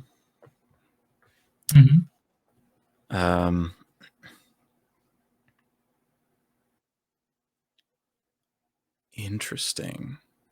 So it appears as though time is slowing down the closer we get to the basement. Safe assumption? Okay. And that means, didn't we also experience time technically moving forward the higher up we got in the lighthouse? Do you remember?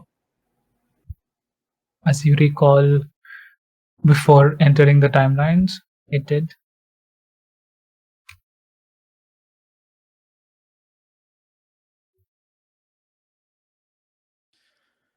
Oh man, okay, that's... I'm gonna try this. I don't know if it'll work, but I'm curious anyway. I would like to activate my Mind Palace ability. Okay, what does that do? So we see Harrison pop a cigarette in his mouth and light it.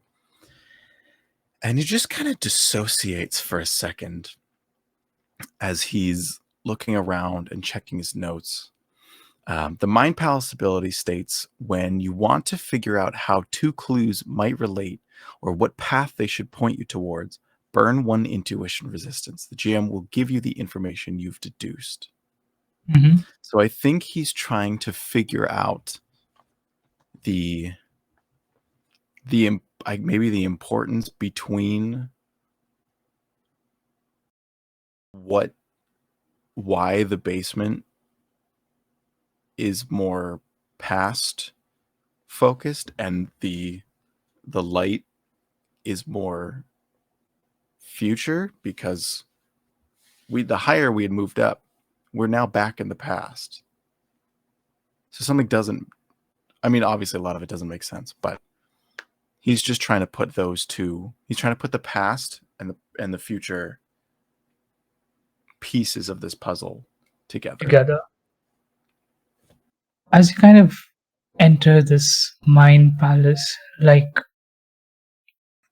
state, this trance that Harrison locks himself into, there is one piece of information that doesn't sit right here. When the group moved up, time was moving forward, everything was speeding up. It made sense that moving up means you'll be transitioning into the future. It also makes sense here that the basement, you're moving further away from taking this ground floor of this lighthouse as a nexus point, essentially, where everything begins and ends. Moving up speeds up, pushes you forward. The basement obviously makes sense that going down would send you to the past. You take a moment and you try to fit in what's missing, and you realize there was something that happened just before you moved into the realities. A large sound, a resounding sound of a bell ringing that broke this logic that was set in place.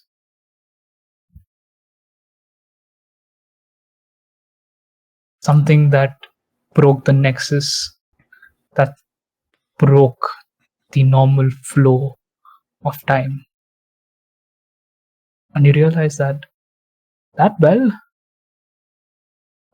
must be the key.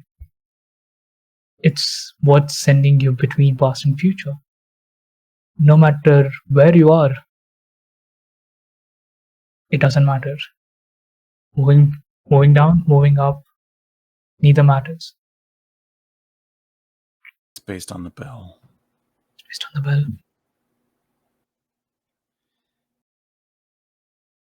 Having been outside the lighthouse, was the bell visible? You didn't see a bell.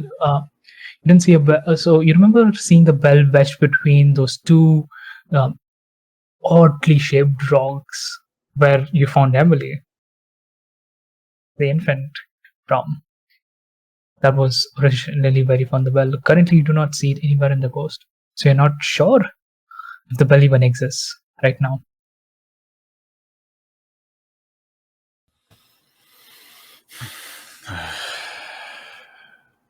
I think in his notes, one of the last thing he writes is, "I hope we didn't go too far back." ...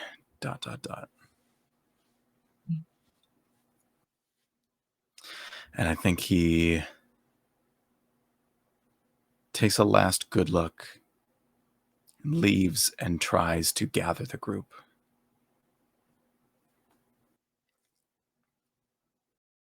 Just trying to round everyone up. Regroup.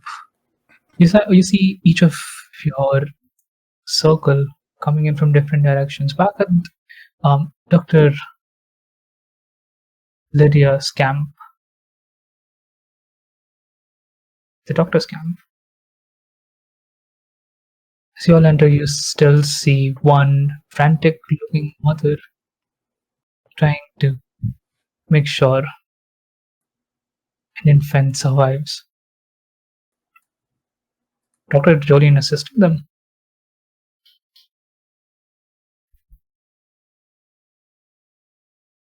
Yeah, Harrison's gonna try and gather.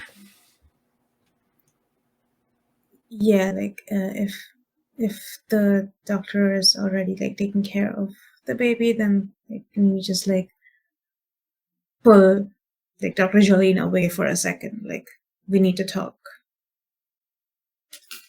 Yeah, I will step away and I will join everyone. So it's Dr. Lydia now, huh? It's not Vanya anymore. It's hard to tell if the name changes are on purpose or not because this is time shit. You remember? She just swaps the name tags out really quick when you're not noticing. You remember? You as players remember that her name was Dr. Lydia when she first introduced herself to you. But she's been Vanya after that, right? People have been addressing her as Vanya. Mm-hmm. Maybe it's a nickname. Yes, Lydia, short for Vanya.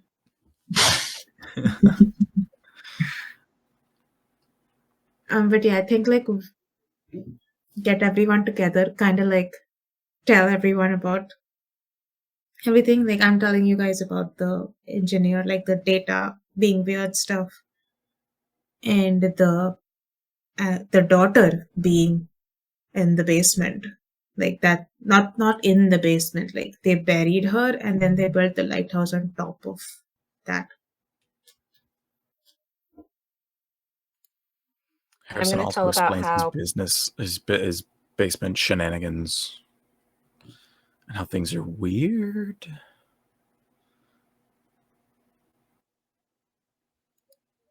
I will also say the weird Lydia Vanya thing, but also what I learned from Justin and Jessica, and Jessica rapidly feeling head being the fact that folks have been hearing voices, and bleed is not a secret around here. Everyone talks about it openly and freely, which I was not aware of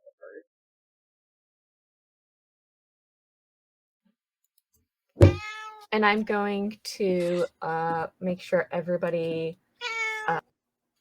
knows about the the exposure to the bleed is giving some people the ability to see the temporal distortion, and that there is absolutely none of that around the baby at all, not even a little.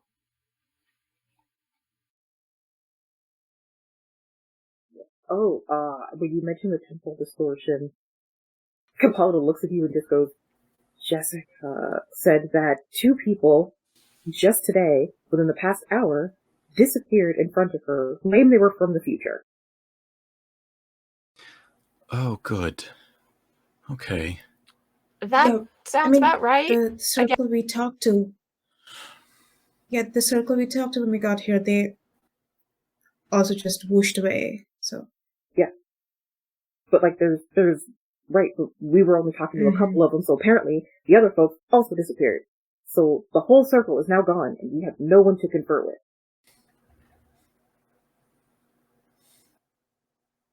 There also seems to be a somewhat obvious connection with the basement and the dead daughter. Can we take the baby in the basement? Will that work? I think that might actually work. want to, honestly. Yeah. No, I'm actually in agreement with that. I think that this baby seems to nullify bleed, and that at a certain point, the baby basically becomes what makes the lighthouse work.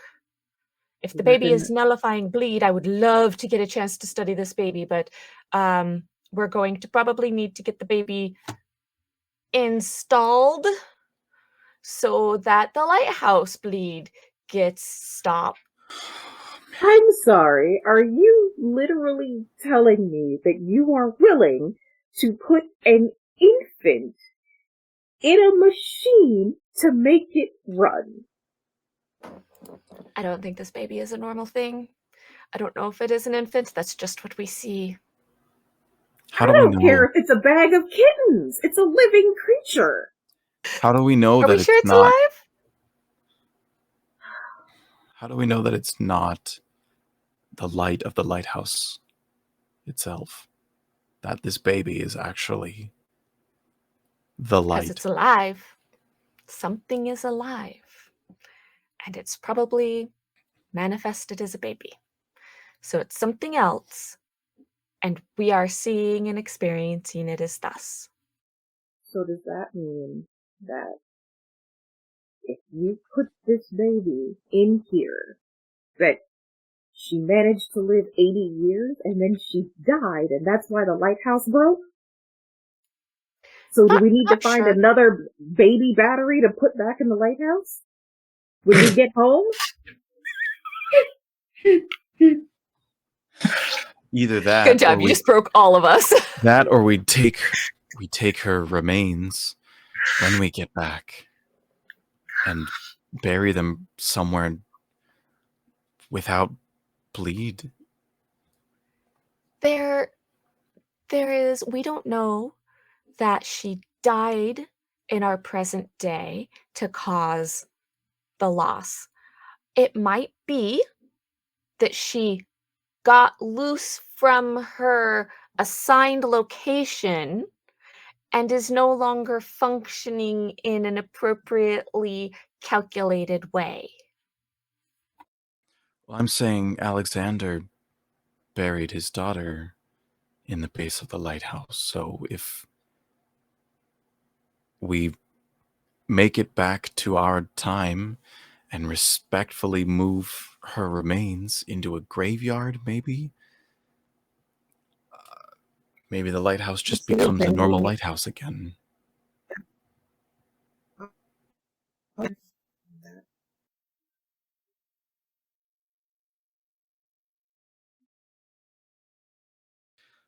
I think we gotta get down there, though.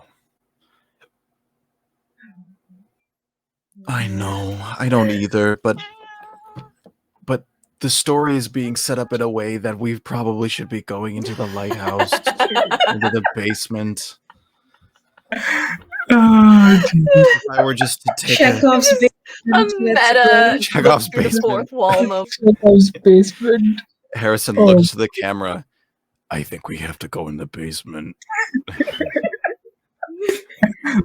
Okay, we're not going down there in like Also, dark. though, in present day, we couldn't get Emily down to even the first floor. How are we gonna get her down to the basement if that That's is what I'm a saying. solution? I think That's getting what I'm her saying. away from Dr. Lydia is going to be the hardest part. Well, we're just going to convince the parents that they need to take the baby to the basement, and that's how you get the baby to the basement. But I'm saying that in the present day, it is a very good chance that the child is simply in the wrong location in the lighthouse, and we're going to have to get them to relocate to the correct location. They're probably not going to want to, because now that they are free, they can go play. So we're going to have to move the playroom. Oh. The mirror. All of that seems right. We could move the mirror to the Yeah. basement. Could move the mirror to the Could basement. move the toys down there too. I don't think we can move a bathtub into the basement. That feels like a lot of work. No, we just need to move the playroom. The creepy bathroom can stay exactly where it is. I mean, like I said, it kind of has to. I can't move a bathroom by myself. I say we start to see if we can move the toys to see if, if somebody kick a block down the stairs to see if it disappears or if it hits the bottom. But that's for when we get back. We can't even do that yet, so... Right, we can't do that. Alright, Wait, let's go tell some question. new, slightly grieving parents that we have to go take their baby into a basement. Should we go check out the basement before we ask them That's to what like I'm saying. We should probably give look us at that first. give us your baby? A question. In present day, when we walked into the lighthouse for the first time, did we clock basement stairs? We do not. Okay. Okay. Not around the first time around. You did look around for things that would have caught your interest, but I believe it was a partial success. And yeah, it was a partial success. That's the reason you did not block any trapdoors that would have led you down to the basement. So we were just bad at rolling. Mm-hmm. A classic move, you know. Oops. Okay, well, let's As go find you- some flashlights and maybe some torches in case electricity doesn't work in this basement where time moves slow. We have our little phosphine lights. That should be good. There are candelabras, so it is lit. Don't ask me why I know that. Don't get mad at me. I just have a sinking feeling that the candelabras are lit. Don't get mad at me. I didn't go down there. I swear. Okay, so you want to know what's scarier than this basement? Me taking you home. As you all kind of anonymously decide to head down to the basement, we will head into our break. We will all see you in a couple of minutes. And welcome back.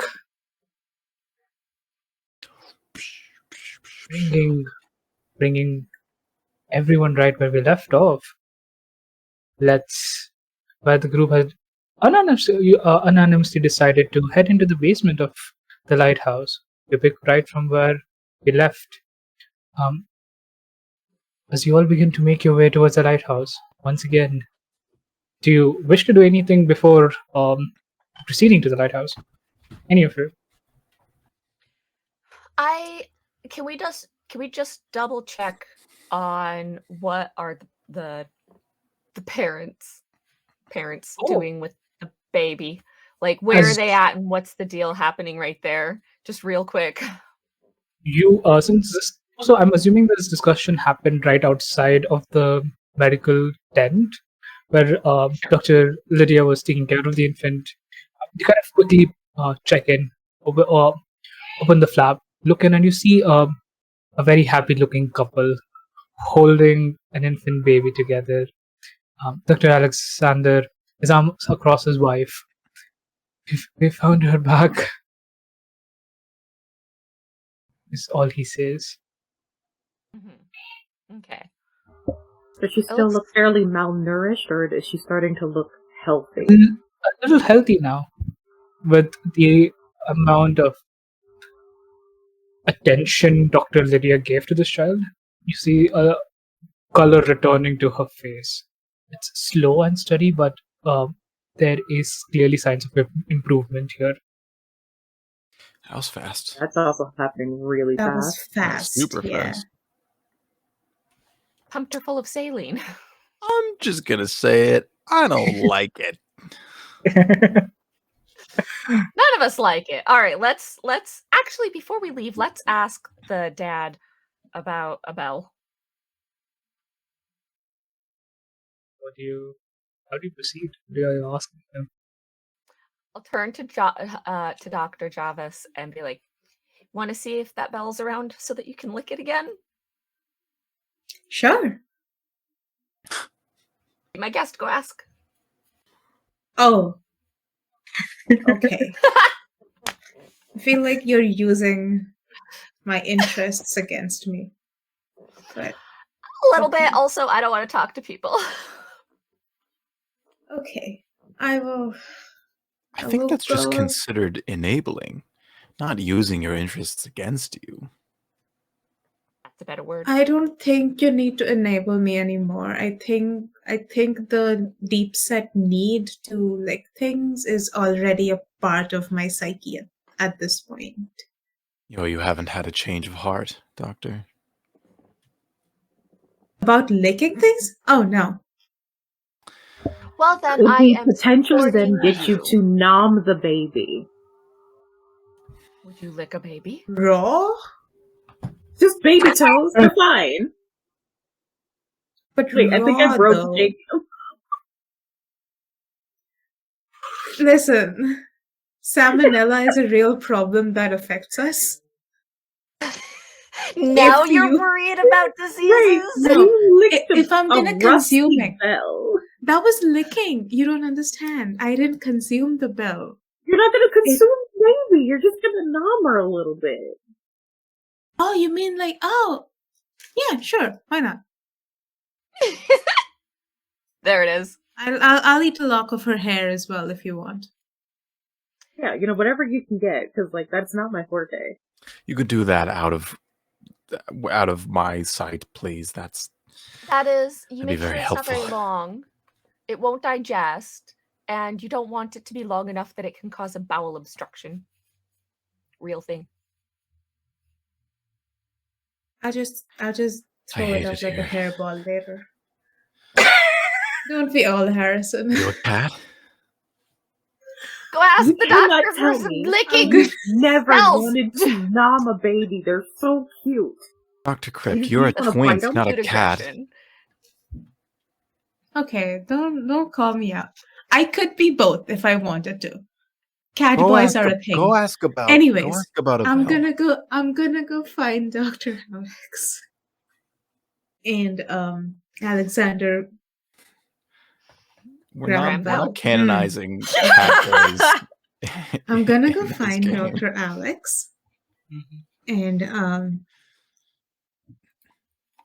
if I may take your attention away from your newfound child for like 1 second. Take a Kind quick of bite. see Dr. Alexander look up away to your Dr. JavaScript, and I'm so sorry. You were asking for help. Yes, right. You were interrupted with our conversation. Yes, how can I help? Do you, perchance, have any have you already constructed maybe potentially a large bell for this island? Is that in like your future plans for this island? Is there a bell somewhere in your past, present, or future? He kind of looks at you with a very intrigued expression. How do you know about a bell? I thought you just arrived. Okay, we are way past the how question. Is there a bell? I'm guessing yes. Where is the bell? Right now, it's in the basement of the lighthouse. We put it there, and Oh no! it was supposed to be hauled up to the top of the tower once the lighthouse was completed. We thought keeping it in the basement made the most sense at that time. I just licked straight up bleed, huh? Okay. Great.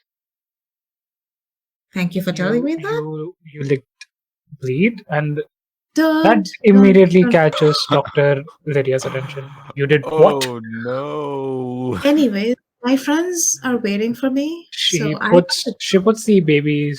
I start leaving the second I clock that this statement was interesting enough for her to put down the child. I turn 180 degrees and I start walking out of that. So wait, we don't know and she kind of rushes after you. We don't know the effects of what could have happened to you. Please, I need to check. Oh, would you look at the time? My friends, like I said, Kind of holds waiting on, for me. holds on to your shoulder. I must check. Wow. I'm gonna come over and say, what's the problem? Please get her to not check me. For what? I'm just trying to like silently communicate with you. Just like get us out of here. Do not let her check me. Yeah, doctor, it's fine. She's under my care and observation. I'm on top of it. When she put the baby He's under my down, care. is the baby now alone? Like, she put the baby down, is Dr. Alexander not here? Dr. Alexander is with the baby. Oh, he is with the baby. Okay, because you said she put her down, not handed her to the kid. She didn't hand it to him. She just put her down on the table.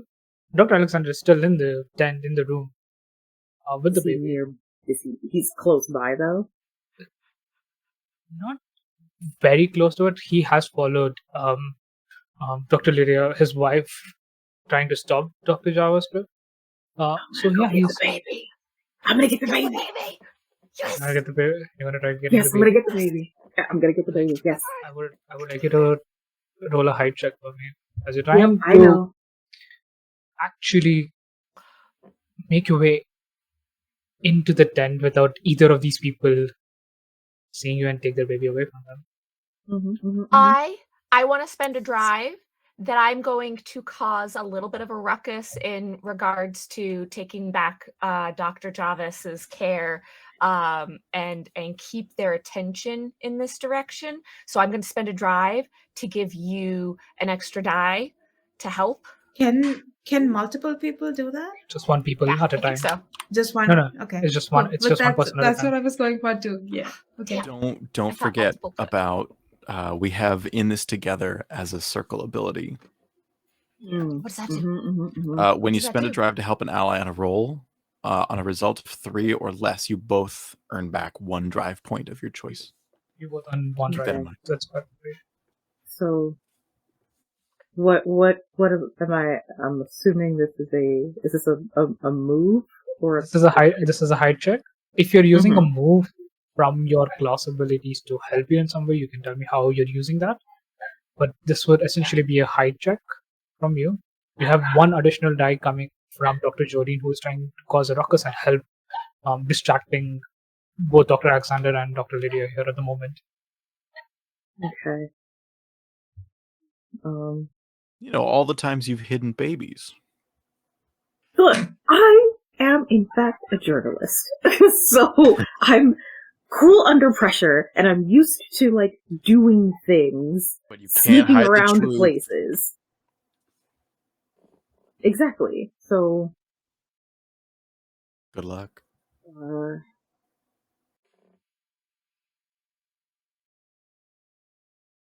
okay, so I'm using. So this is a high roll. I get it. So yeah, I am gonna use cool under pressure to spend a cunning. Okay, so you're spending gold. All right. Yeah. So, You're under pressure. because I am in fact trying to kidnap a child, but like only temporary.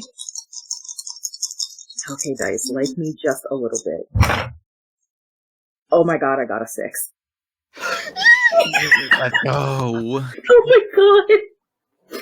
We steal a baby and the story says yes. You gently slip through the back flaps of this tent, turn around, grab the baby from the table, and make your way from the back again, and make your way straight, hiding the baby under a large cloak that you're wearing, and holding it close to your shoulder, to your chest, essentially. You immediately start making your way towards the lighthouse, trying to avoid as attention from as many people as you can, because in this moment, I'm assuming Dr. Jolene is basically arguing with Lydia about everything's fine, everything's good. Basically. I'm aware. They lick many things. It's okay. I monitor them. I keep track of any kind of bleed exposure they have. Don't worry, I know. Oh, all right, as long as it does not cause any more problems for any of us. I will be on top of it. And I will make sure there are no problems caused. Very well. And you say, Alexander kind of turns back. She's not here. I'm gonna just start walking away. Let's go. Run, As- run. Let's go. We're done. Let's go. The rest Down the of you basement. see Lydia turn around. What? And they both immediately turn to panic as they don't see a daughter. One Just found lost Them again. to panic with. We don't need to be a part of the panicking. Let's leave. So you got the baby. As you make your way towards the lighthouse, your entire group, as you hear a ruckus come around from the tents in the camp itself, as Dr. Alexander is shouting out commands to look for her daughter. All of the workmen have been told to abandon work and look for the baby. That Fell has under to the be table. an I'm sure it's abuse of fine. authority on some level, right? Like stop your actual work. Help me with my problem. That has to be like some sort of abuse of authority. He has Anyways. a lot of authority here. He garners respect Yeah, and she's more than abusing authority. it. More than authority, it's respect that you see from those people. Where they're like, okay, this is a panicking mother. We should help. I guess. But yeah, you all make your way to the lighthouse. What is the plan? When do we ever have plans? We're just walking down the stairs, I guess. Harrison goes first. You've been here Sure. before. Yeah, I'll go first. Yeah, okay. Well, I'm assuming you have the gun, so yes, you go first. Yeah, I do. So you begin walking down the stairs. The rest of you see there's a momentary point in time where Harrison is whole, but then as he keeps moving further and further down, his form begins to flicker and distort. Okay, stop. What? Where is our bleed detector? Come back. You don't hear anything, Harrison. You keep walking. Fuck! Great. Okay, good. Okay, we should have tied ourselves to like each other. Okay. Can I? Is there something that like maybe I can throw at him? Is there like a stone or like There a are loose anything? There are stones, there are things around Can him. I You throw grab a something at stone. him? You grab a stone and throw at him, and it phases through him. Oh, Okay, well, we got it. I We want got to it. pull out the though. bleed detector. I want to pull out the bleed detector. There is a Is it- strong presence of bleed here. But Does it? as you Is it bring like it closer to the stairs, it's very strong. But the moment you get back from the stairs, nullified. Is it nullified beside the baby? Is absolutely nullified. Can I pull out my bleed detector as I'm going down? As you keep moving further and further down, Harrison, your bleed detectors comes to a point where it fuses off, where you actually see these sparks go off of the detector itself, and you look at it in disbelief. It's completely broken. You reach to the very bottom of this stairs where you see a very long hallway in front of you. At the end of it, a very pristine looking silver bell held aloft these two large scaffoldings. These wooden scaffoldings that keep it in place. And all around you is just pitch black darkness. The only source of light is the light illuminated around this bell. Look behind you, you don't see your group. All you see is a long flight of stairs that goes further and further up.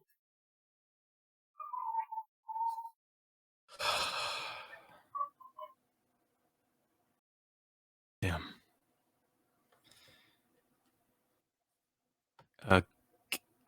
Gang?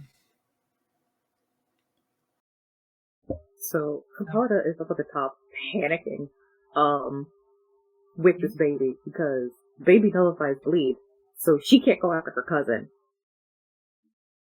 Also, she can't stay here with the baby that the entire camp is now looking for. But me going down there isn't going to help anybody because nullifying bleeds. So we need to figure something out.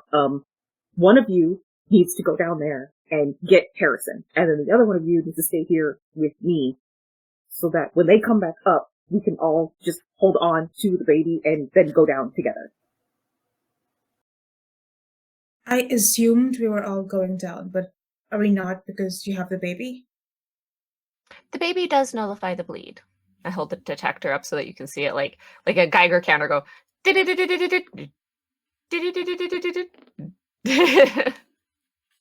Basically, yeah, that's what happens. So then we all go down there, and then we just grab Harrison, and then it should be fine. Do you want to long as he stagger the didn't going step- down? Like, If Harrison's Harrison stepped through to some other time, we might not reach him if we can't access the bleed because of the baby's presence. Okay, how about this? Fuck, I'm like, I don't want to volunteer. Okay. You're so brave, Dr. Jarvis. I appreciate your sacrifice. Give me a control check. Not a control check. Give me a sway check, actually, Dr. JavaScript. To see if you can. Sway check. Do you actually hold command over yourself right now? Command of yourself? Hello? Sway, okay. Okay.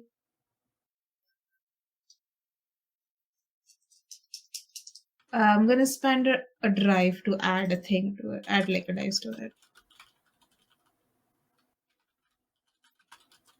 Okay. 5.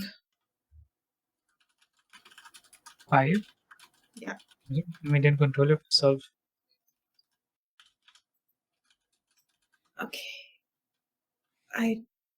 That was just weird. Okay.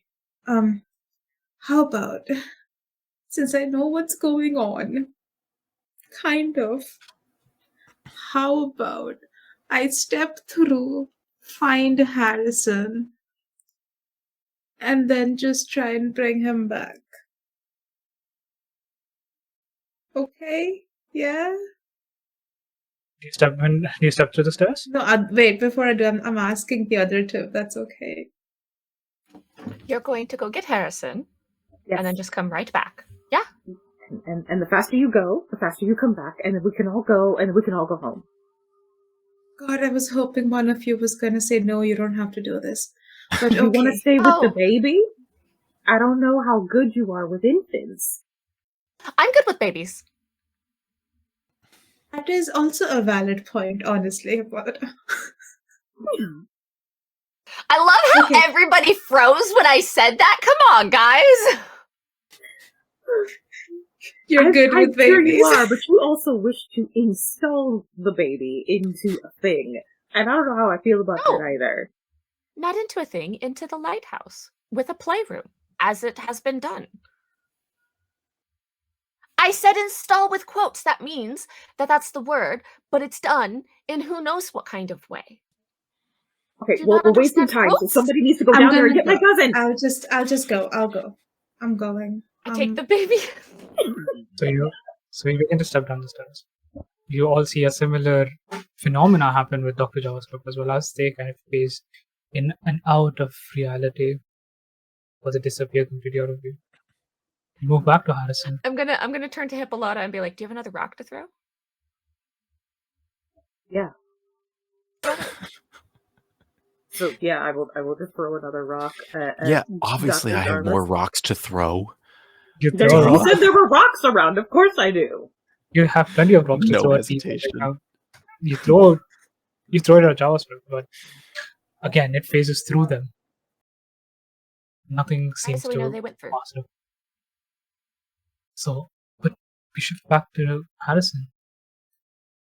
Harrison, in this pitch darkness that you see around you, this gentle illumination of this bell lighting up your face, you hear murmurs of a ruckus behind you. And as you turn behind you, see officers, guards,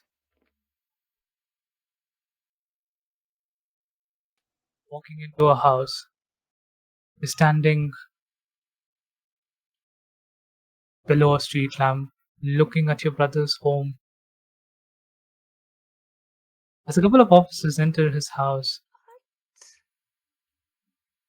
a few moments later, he's handcuffed, brought down outside into the street, and you see people looking around what's happening.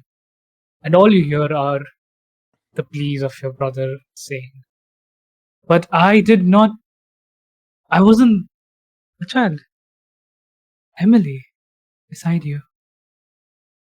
How awful of you. Surely. Send your own brother to jail. That's what bad people do, don't they?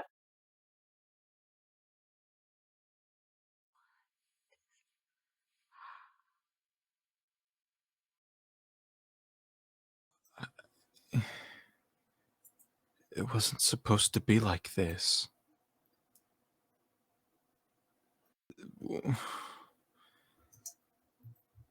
It's not supposed to be like this. I don't understand.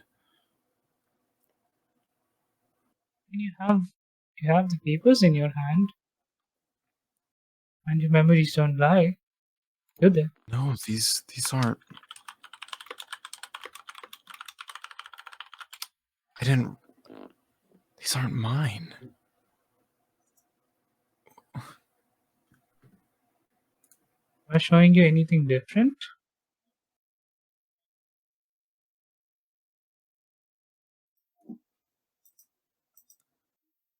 No, I don't. Have I seen these papers before? They're the same papers that helped you win the case.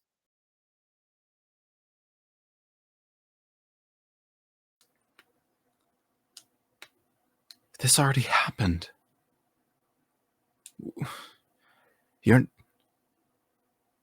Why are you here?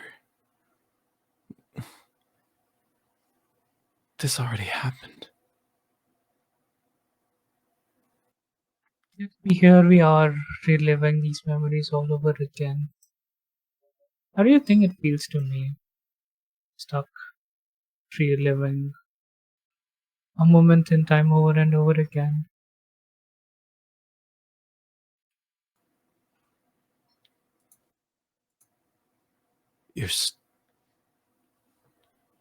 You're stuck in a loop of memories too?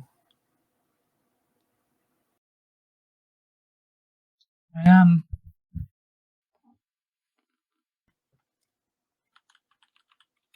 Are we still on the street? You look around, turn behind, and you see the well behind you. You look back, and there's just a flight of stairs that lead up. I'm gonna run up the stairs and try and open up the door. We rush up the stairs, running away from our deepest regrets, Harvey. How long will you? No, it's not. It's not like that. It's not like that at all. I swear. I promise it's not like that.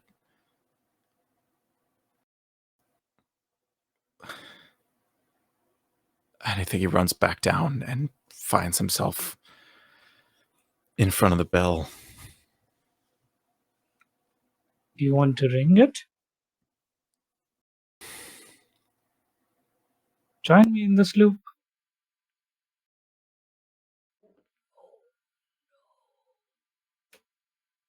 Get these Can we get memories out? and join. Of course you can. The only sacrifice? You'll accompany me for the rest of your life. I'll help you forget those memories. But you'll be stuck in a loop. Just like me. You'll be born. You'll live a good life. You'll do that. You'll come back here on this island. And the loop will begin all over again. What are you? What have you become? I don't understand. You think I have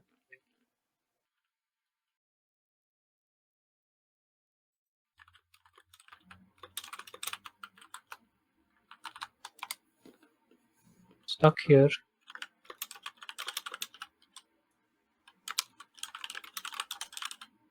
Cannot leave this place.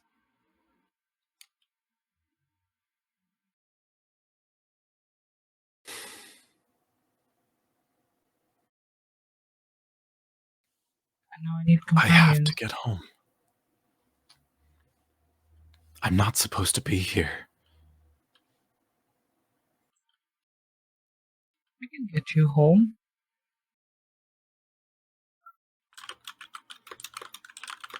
Without keeping me lost in here? Without keeping you lost in here. How? Break the bell. Break the bell when you get to your time. That's all I ask. Will you promise me? Will you let the other people that came in here go? I will. Can you promise me that? So long as you break the bell.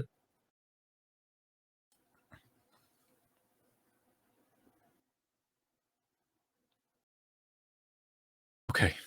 Yeah. I promise. I'll do that. You have to promise too.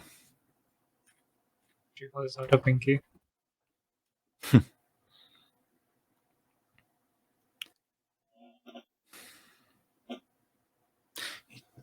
Puts his pinky out and grabs tight of hers. See these tears run down her face. I'm sorry. They entombed me here. All I want to do is be free.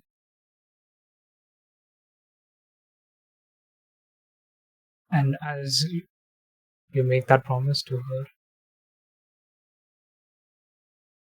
you find yourself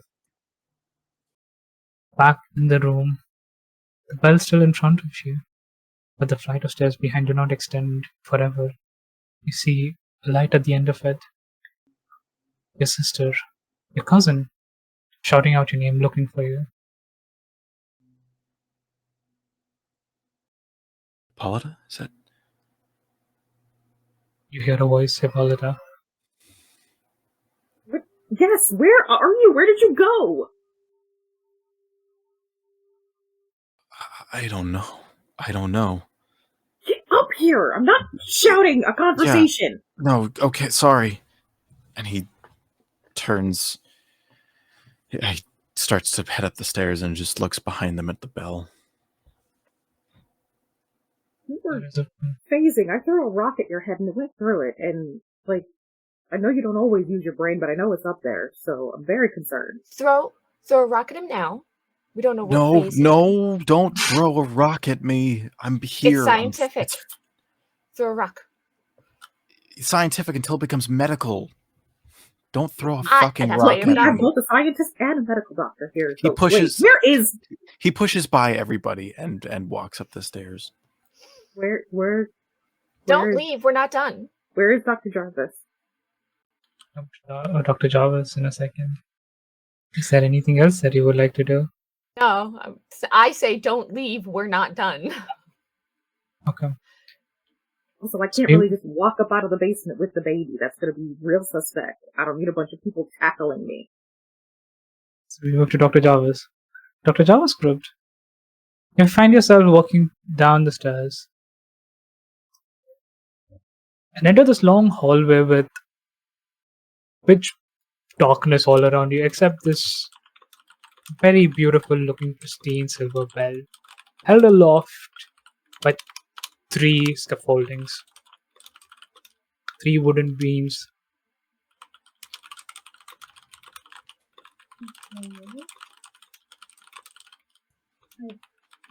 The bell. You go up to the bell. Same bell as the one we saw when we came onto this island. Same bell, Better condition. but in better condition.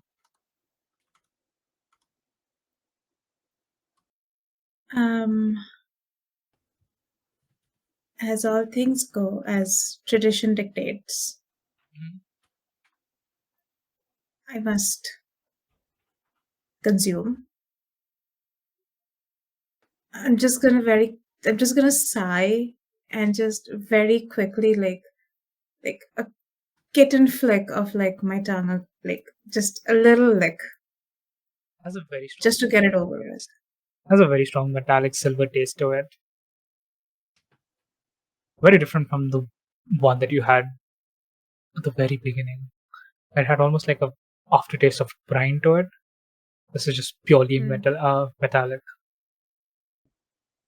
Okay, good, cool. So Belle is here. Harrison is not here.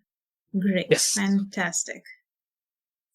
Are there any other doors or anything around? Or it's just like a room with the bell? You turn around. As you kind of turn around to look for any other rooms, you don't see any rooms except you see a long hallway of a hospital, an emergency room where there are people lying dead. You see people running around in emergency rooms trying to help people. Uh-huh. You see a doctor rush in and say, but the research said this was the right amount. What is wrong? And you see the doctor who is currently in charge is flipping through pages. The data shows that everything should work. Why? And he is running around. Is this something that, like, is this an impact that I know has happened already, or am I seeing this for the first time? There has been a minor case of this that has happened, but not a full blown out scenario, but just like this. So, like, I'm seeing this for the first time. Seeing this for the first time. Can I like figure out what time this is? What time, like what year or something, like along those lines? As you look around for a calendar and a time, you see a calendar dated a month from now, from your actual in real world time, before you got pushed back into the past.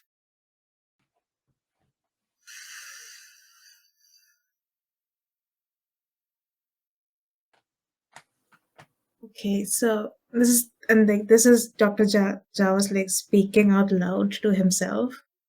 Okay.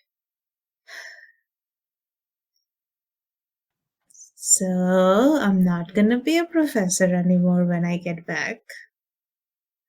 Or I can have the blood of multiple people on my hands. Huh. Fun. Looks like my therapist will finally have an excuse to off my meds. Okay. Harrison's not here. We're leaving. And I'm gonna try and climb the stairs. Just like look away from the hospital and begin climbing the stairs. You feel hands reaching out to you. These bloodied, mutated hands trying to pull you, stop you. You look back and these are patients who are clearly suffering. Okay. Oh my god, I'll leave my job. I'll tell them I faked the data. Jesus fucking Christ. I cannot have a panic attack. I'm literally yelling this in the face of like the patients like who are reaching out to me. I'm like yelling this in the face, like I cannot have a panic attack right now. If I die here, then this happens regardless. Do you want that? I know you don't want that. You want to die? Let me go back. I will lose my job. I'm doing this. Great. This is like I'm devolving into a panic attack. But like I'm just kind of like yelling to like like try and keep it at bay, but it's not working. You try screaming it out to the people around you and keep pushing forward until you hear a voice call out to you. Do you want candy? Seems sad. Is this Emily's voice? This is Emily's voice. As you turn behind, you see a little girl in a very beautiful floral dress, holding two candies in hand, offering one to you. No, I don't want candy, you petulant little child. She immediately recoils. I'm sorry. You should be. What happened to you? What happened that day? How'd you die?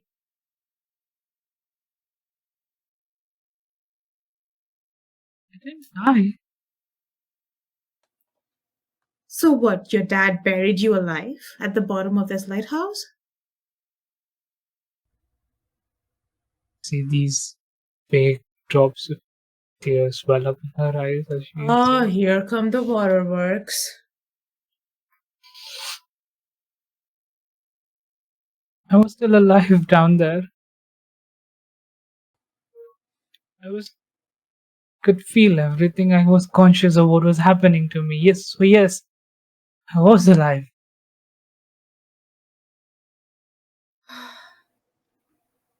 I'm sure that your dad didn't bury you alive on purpose. He thought you were dead and he wanted to, honor you in some way.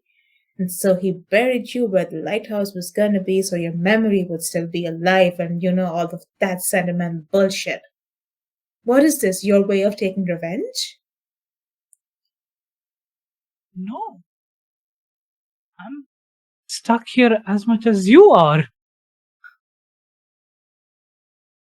Oh, what do you want me to do? What do you want me to do? Will giving me candy make you feel better?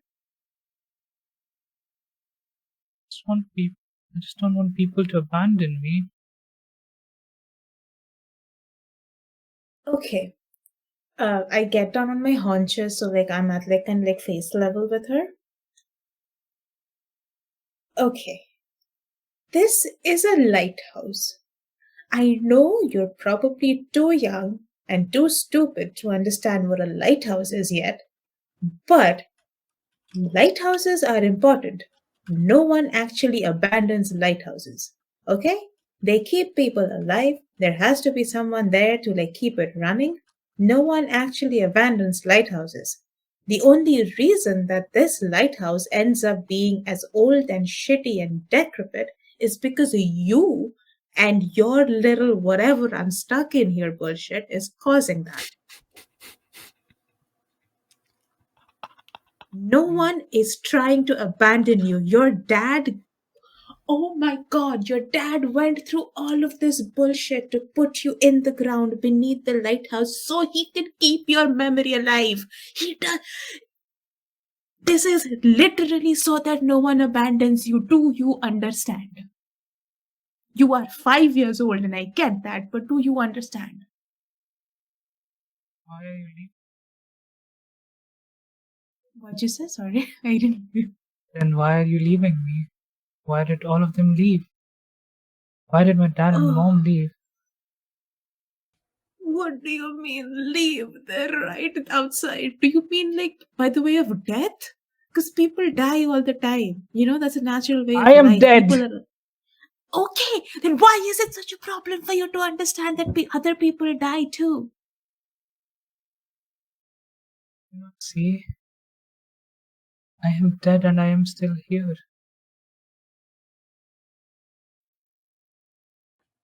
You know what it means to be alone? Yes, Stuck? actually. Then you understand how I feel.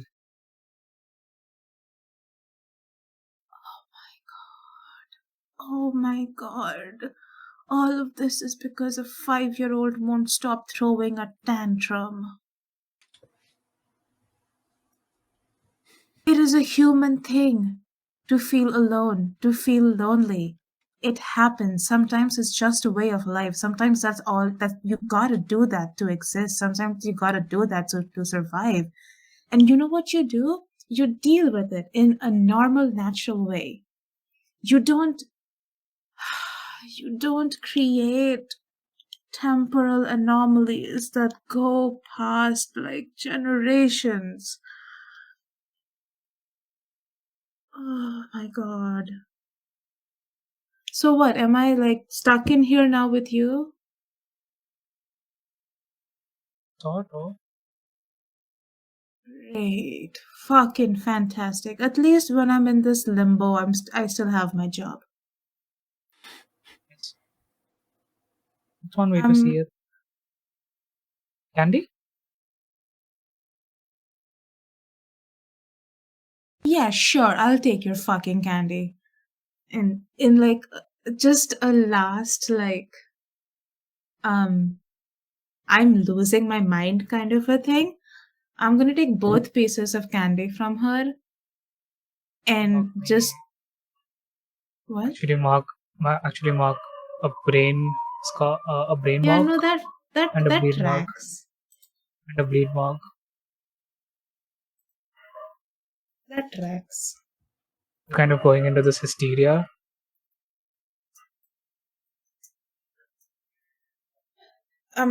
Yeah, I'm just gonna take both pieces of candy from her, throw it behind her, and then turn around and keep climbing the stairs. Even if it doesn't get me anywhere, I will just keep climbing the stairs. Keep climbing the stairs and climbing. But there's no end to them.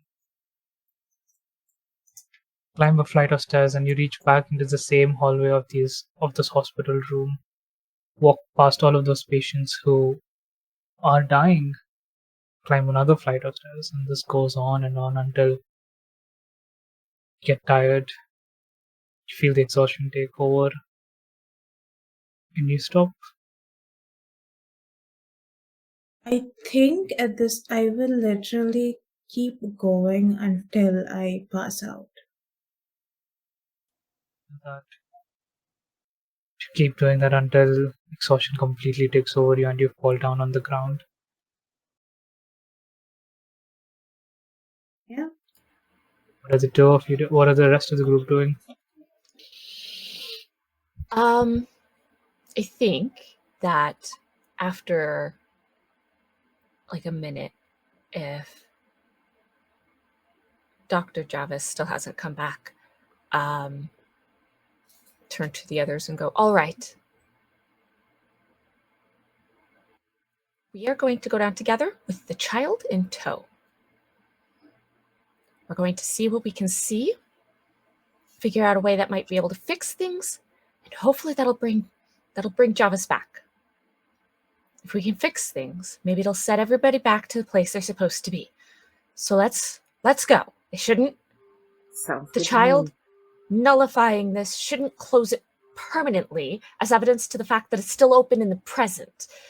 So we're not going to be sealing Javis in anything, but in order to rescue them, we're going to have to get more information. Hold on tight, and then I guess Yes, we're all going to link arms. lead. We'll link arms and like do a weird crab walk thing. Yeah, very carefully down the stairs. Yes. So the three of Everybody you like begin. basically shoulder to shoulder. So the three of you make your way down, holding the baby, and your lead detectives remain silent for the most part as you keep moving further and further down until you reach the base of the stairs. And you see, lying on the base of the stairs is an unconscious Dr. JavaScript. Ah! I kneel down. And I smack their a face. bell just beyond in this room.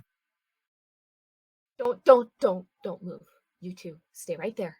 You all have to stay in vicinity. And I'm going to use, I have smelling salts. I'm going to use smelling salts and wake up the good doctor. Jolted away to JavaScript. It's the Oh, strong you fucking child! ammonia. Oh. Okay. I mean, I know I'm a little bit younger than you, but geez. No, it's not you. It's fucking Emily. What did she do? Is she here? I mean, not this one, the other one. Her. No, it's the other one. It's the dead one that's under this goddamn lighthouse. And she's like, oh, I'm alone all the time and people are leaving me. And she's stuck in a loop of some sort. And I found a way she's to the break root that. of our problems. Say what now? We have to get back to our present and Yes, destroy the bell. Oh. If we destroy the bell, she said that she would return the other Candela members, the other circles that are lost. Okay. All right. Okay. Let's. So all we have to do is go home, break the bell, and everything's fine. Yes. Well, It was the only thing you promised her? Yes. Let's make sure we know what we're doing. It seems fairly clear the bell is part of the bleed. I am going to reach the bleed detector without moving myself. I'm going to reach the bleed detector as far as I can towards the bell and see if it starts to detect anything. Nothing. All right, let's all inch towards it. Let's inch towards it together. I don't want to separate yet. I want to know that she definitely nullifies the bell.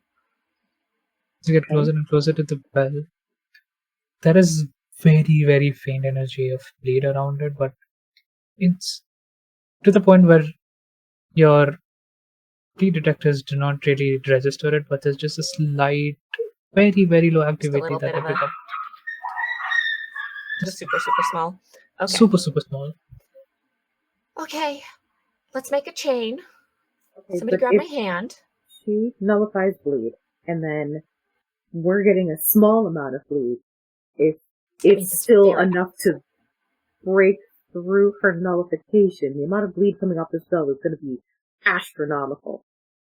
Yeah.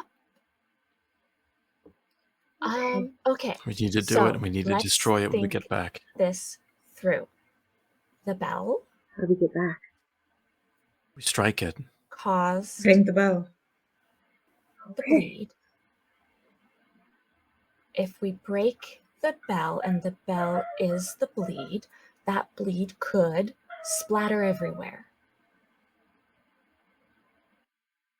Unless Emily's Now nearby. we have this bleed splattered everywhere. Think about that for a second, please. Doc. Before we decide to break this, we might want to consider finding the rift and pushing it through.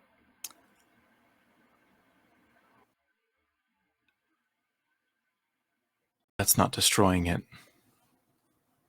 No, it's not. Because if we break it and it splatters everywhere, there will be temporal rifts all over the place. Doctor, I promised her. I don't care what you promised. I promised her that if we break the bell, she would return the other Candela members. That's our mission. Harrison, our mission is to make this lighthouse work again for the sake of all the people in this world, where this is the greatest source of bleed that comes through. Our mission is to protect all those lives. And we are Candela Obscura. If more circles are here, they can help contain it together. We can't contain it just ourselves. If we have multiple circles with us, they can contain it as well. It will stop affecting the space. Containment protocol should be followed. We should not break this without a containment protocol. She's not wrong. And it wasn't like we were given a timeline on when to break the bell, just that it needed to be broken. I'm saying with the more circles we have, the easier it'll be to contain.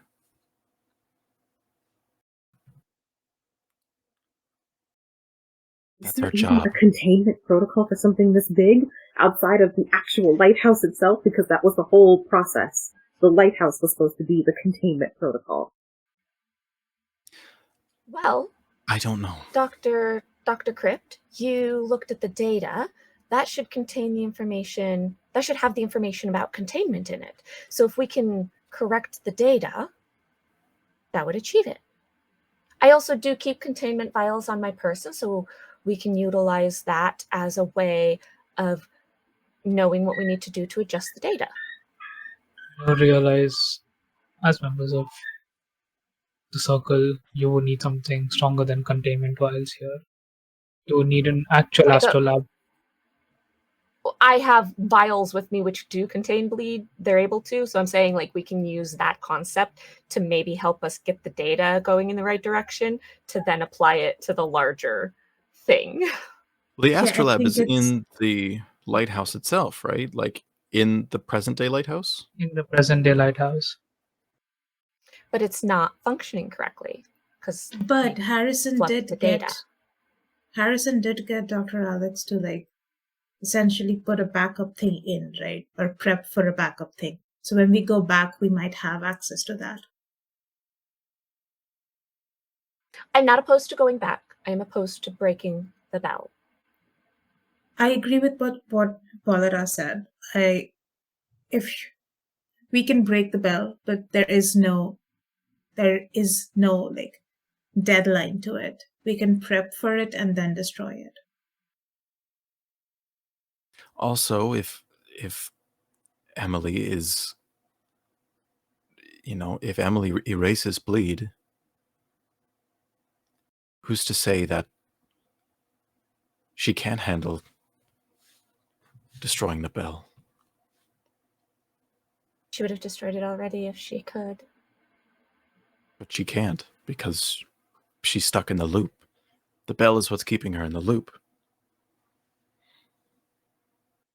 I don't think she's Let's go super back good to at being present. able to contain it.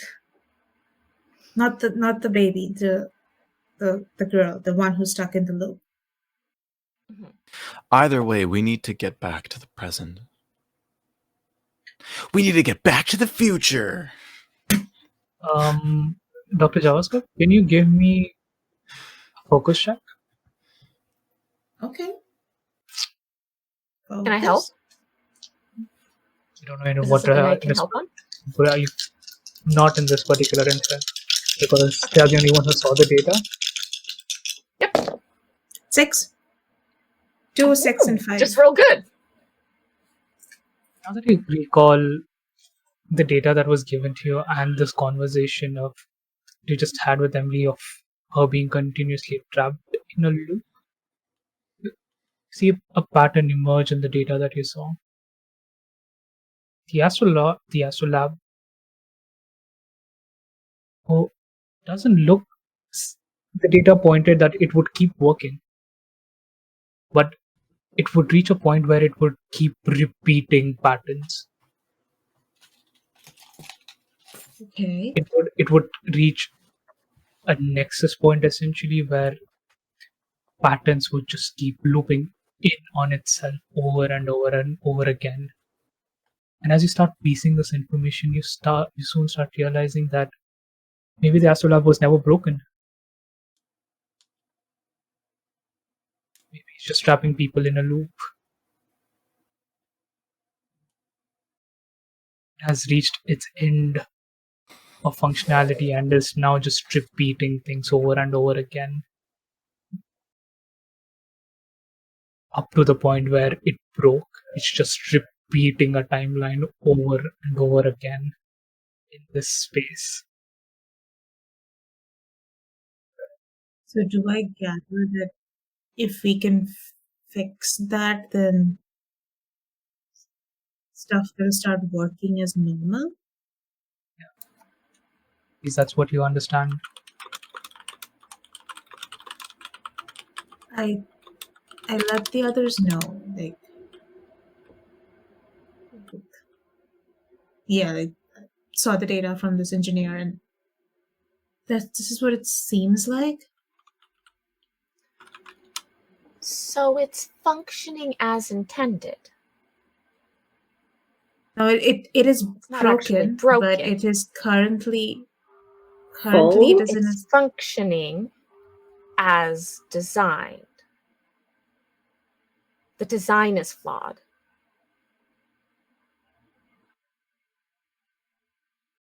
Because Maybe it's we just doing need what to- it was designed. Yes, but if it's trapping people, then we just need a new one. So we just need to put an empty one in there. It is the oldest that we have, right? This was the first build. So was the it's first- end of life, and it's still functioning. It's just that this is what that end of life functionality is turned into. So it's not broken. So if there is a replacement bulb, that might do the trick. Otherwise, I suppose we can try putting a bell through to the other side into some sort of containment situation, breaking it, whatever. But correcting the Astrolabe. You do I think have a it's fix straightforward. in your hands right now. You pull it as you look down. There's something that is stopping the bleed around you. So, wait. Can we just take baby Emily with us? Yeah. Let's try. We just take baby Emily with us when we go back, and then... Wait, Install her. hold on. Wait, where did they say they buried her? Under here. beneath our feet? Is there a marker? People always put a grave marker. Survey check. Huh? It's the Survey check. As you kind of frantically look around this basement to look for a marker. Can I help with them? Don't go too far from me. Okay. Yeah, we're still holding hands. We're still like, I don't know, like just stay connected. We're like human chaining this. Yeah. Okay. That's a 5. It's a 5. You kind of, I would say, staying in this close proximity to this bell, yeah, please take a bleed mark. But you do find a marker just below the bell itself. There is a small tombstone that's been erected here. Does anybody have a shovel on them? Do not. Why? No. Because there's a possibility the baby is still buried, but the baby is here. And if the baby is still buried, but the baby is here, then when we go to the present, the baby is there, but the baby is still buried. Huh? I'm going to start digging with my hands. Starting over. I understood that. She means that if the baby is buried here right now, then the baby is still buried in our present. She's just checking to make sure the bones are where we think they are. So when we come back, we don't have to look a second time. So you Okay. quickly start digging into the sand, and after a couple of minutes, you kind of reach something solid, and you feel a wooden casket. Yeah. All right. Gonna try and expose part of it, enough of it. And then if nobody's got anything else, I'm just going to use some of my medical equipment to try and like break a board just so that I can get an exposure to the inside. Crack it open, and you see that there is an actual remains of an infant within this. Hooray! The baby is still here. And you also realize something else. Now that you're in a little more close proximity to these bones, maybe the bleed detector was not detecting bleed from the bell.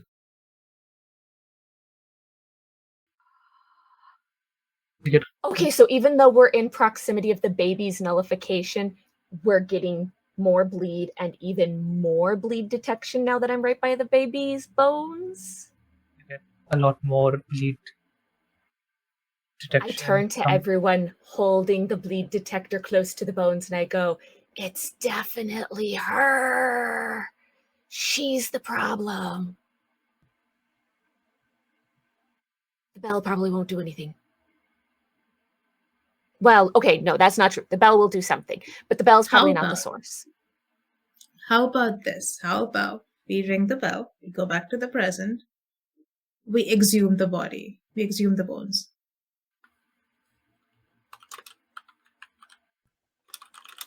That might get rid of the problem. And then we can do all the replace the bulb, add the Astrolabe bullshit, all of that.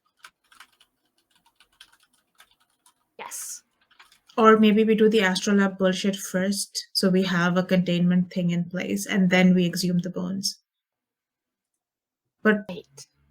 first, I think step is go back to present, fix Astrolabe, exhume bones.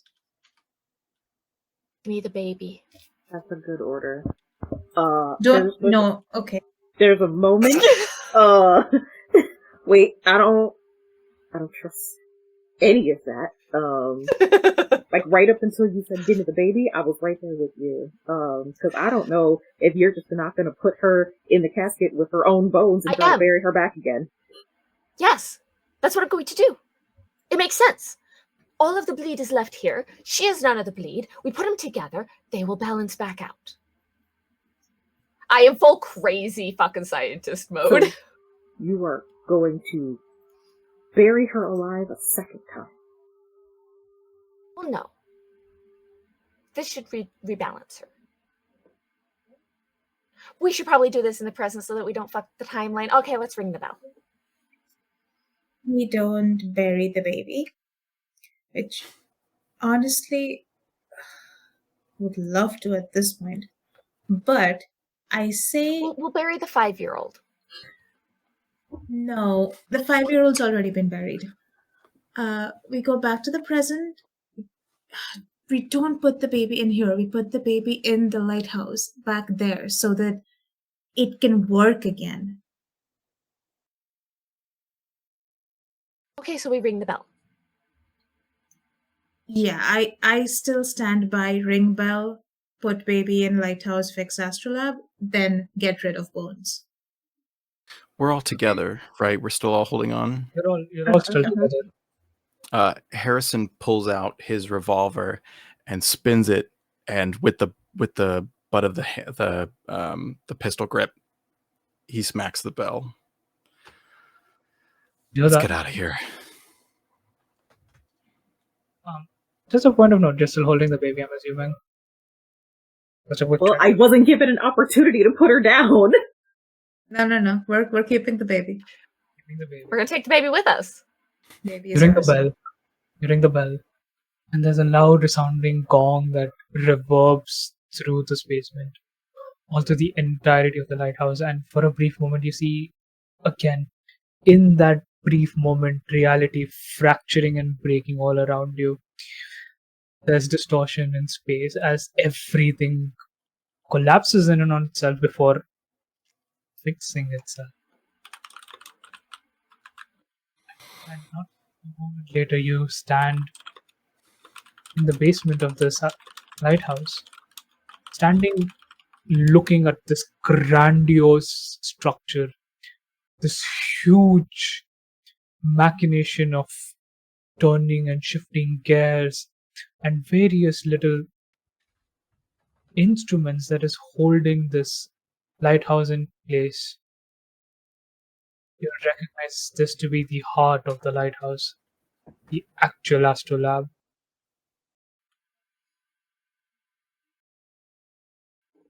We're here. We did it. Where's the bulb? I don't like that you call her that, but No. There's an actual bulb. I don't think. I did mean an actual bulb. Hey, man. Actually means the baby. You look around and there is a bulb. There are spare bulbs here. In the I storage did mean an actual bulb. I'm gonna get one. Yeah, damn, he listened. All right. Good job. You're still holding I guess so. a baby Emily in Take your the hand. old one out. Yes, no, I still have her. Is she still warm? Her? She's warm. She is breathing, if that's what you're checking for. Yes, I would like to know if the baby is still alive. She is still breathing. Okay, timey-wimey, but yeah, okay. New bulb. Flick this thing on. Alright. This should reset the patterns, right? The Just data will hoping. work again? He's working on the Hopefully. Astrolabe. I will wait. I don't think I should be the one to do it. Sounds like it's a physical thing. The physical thing. These are actual gears. Harrison will run up and do it. Okay, so you take Helmut fixing the Astrolabe. You see Need that help, Doc? there is a central clock-like mechanism to this Astrolabe that seems to be stuck in place. It moves forward a bit, one step, and moves 2 steps back, and keeps repeating that pattern over and over again.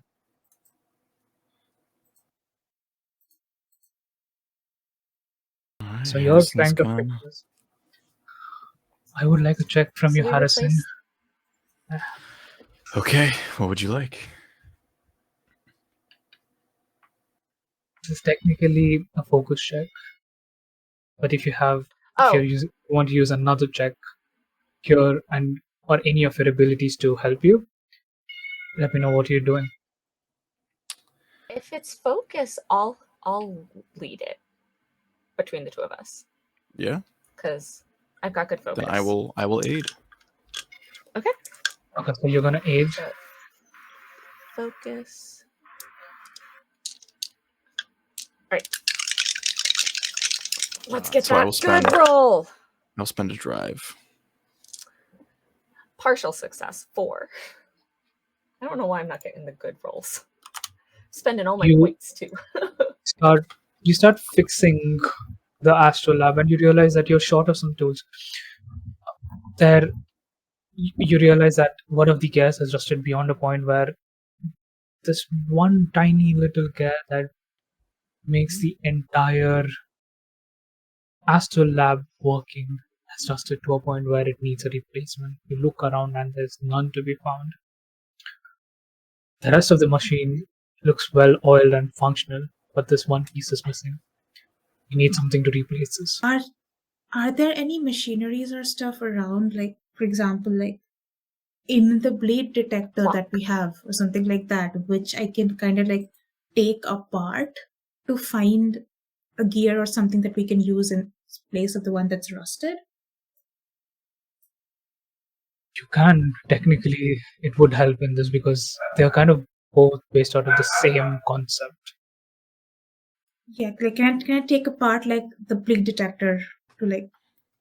You know what? I will count that as a help action from you as well. So as you take a pry about one of your bleed detectors, you find this intricate set of gears that are running inside of it. Pull out the one that looks closest fit to it, hand it over to Dr. Jolene. Put it in place, and it starts working. You see the shift of the clock move forward. Continuous successive steps. Everything looks all right. Yeah, it's just an intense sigh of relief. The Astrolabe The Astrolabe comes is fixed. loud, resounding sound echoes through the Astrolabe. It seems to hold for now. Harrison, you however feel a tug on your shirt. You promised.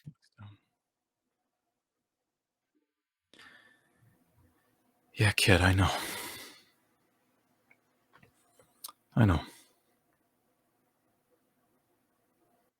He's gonna Did go we ahead hear him towards- talking to anyone?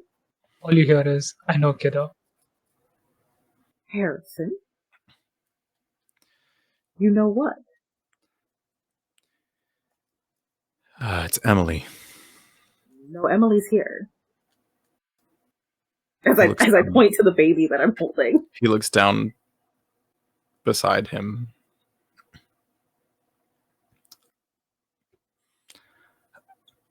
I don't know what to tell you. So we kidnapped the baby through time. She didn't die back then. I have her here. She's still there?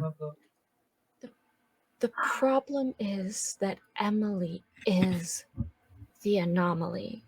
She's stuck out of time. Saturated with bleed. When whatever happened on that first night, As she you got say, saturated with killed. bleed, Dr. Jolene. Harrison, You see for the first time something shift in Emily. Her face decays at a very rapidly fast pace as you see half of her face is nothing but exposed skeletons now. One half of her body is nothing but that. You see surrounding this exposed skeleton is this just pure physical bleed.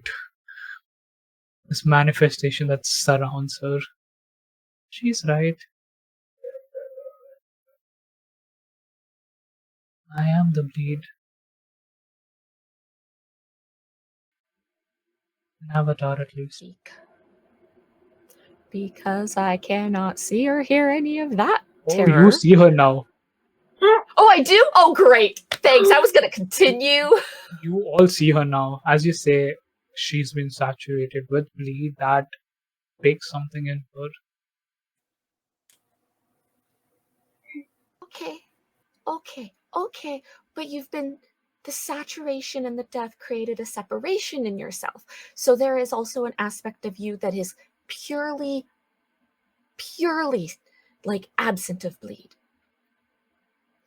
And No, I thought we doctor. might be able to bring them back together. There's nothing left of me except this. I am We've the got bleed. the other aspect of you. It's just an empty husk. A shell, if you will. I am alive. Can't you see? And she kind of lifts up her skirt. Give you a light bow. I will continue to live.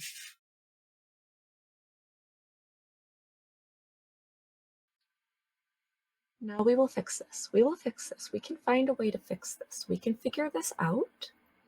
We can solve this. This has to have a solution. There needs to be a way something can be done about this. We need to be able to do something. Harrison already knows. But the bell... Never mind the bell. I'm holding you. Yeah.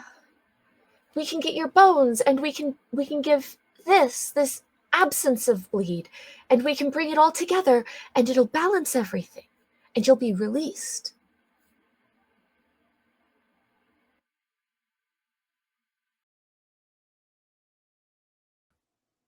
I am the bleed. What you hold is but an empty husk. I hope you understand that. Okay. There's no saving her. The only saving is breaking the bell. We fixed the Astrolabe, we might as well break the bell. Yeah, there's a sad and just weary resignation in Hippolyta. I want to know, in the training I have and interests I've pursued, that I want to make sure in my own sort of like assessment of the situation, now that the Astrolabe is working, breaking the bell should actually nullify the bell rather than potentially scattering its bleed everywhere. It is not. What you say, the blade is getting confined at a very rapidly fast pace. But it's being locked to this lighthouse. Okay, so the bleed is beginning to be confined. Yes. And so if we break the bell, it's probable that the bleed won't necessarily splash away and like escape. At least that's what you think. That's what you're hoping for. Now that this is working. Okay.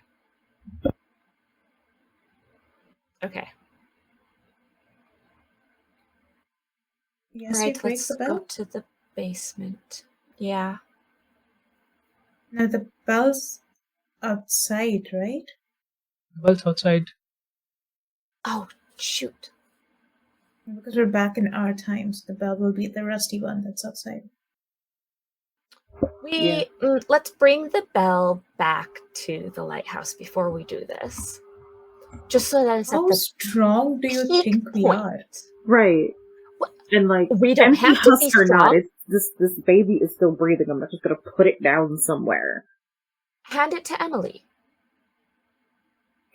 I I don't think I should touch this, Emily. I don't think you should. But that Emily can nullify this Emily's effect.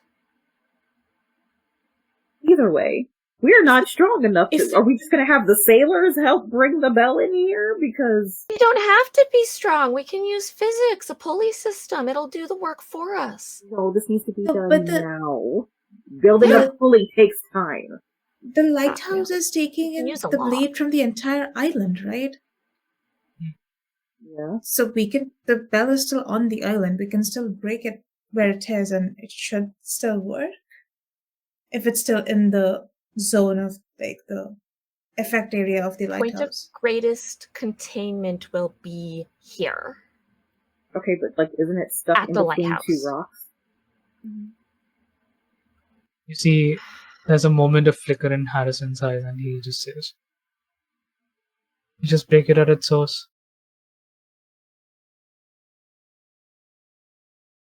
By source, do you mean where it is outside? Yes. Okay. Okay, I guess everybody grab a baseball bat. Let's go. We need to remove.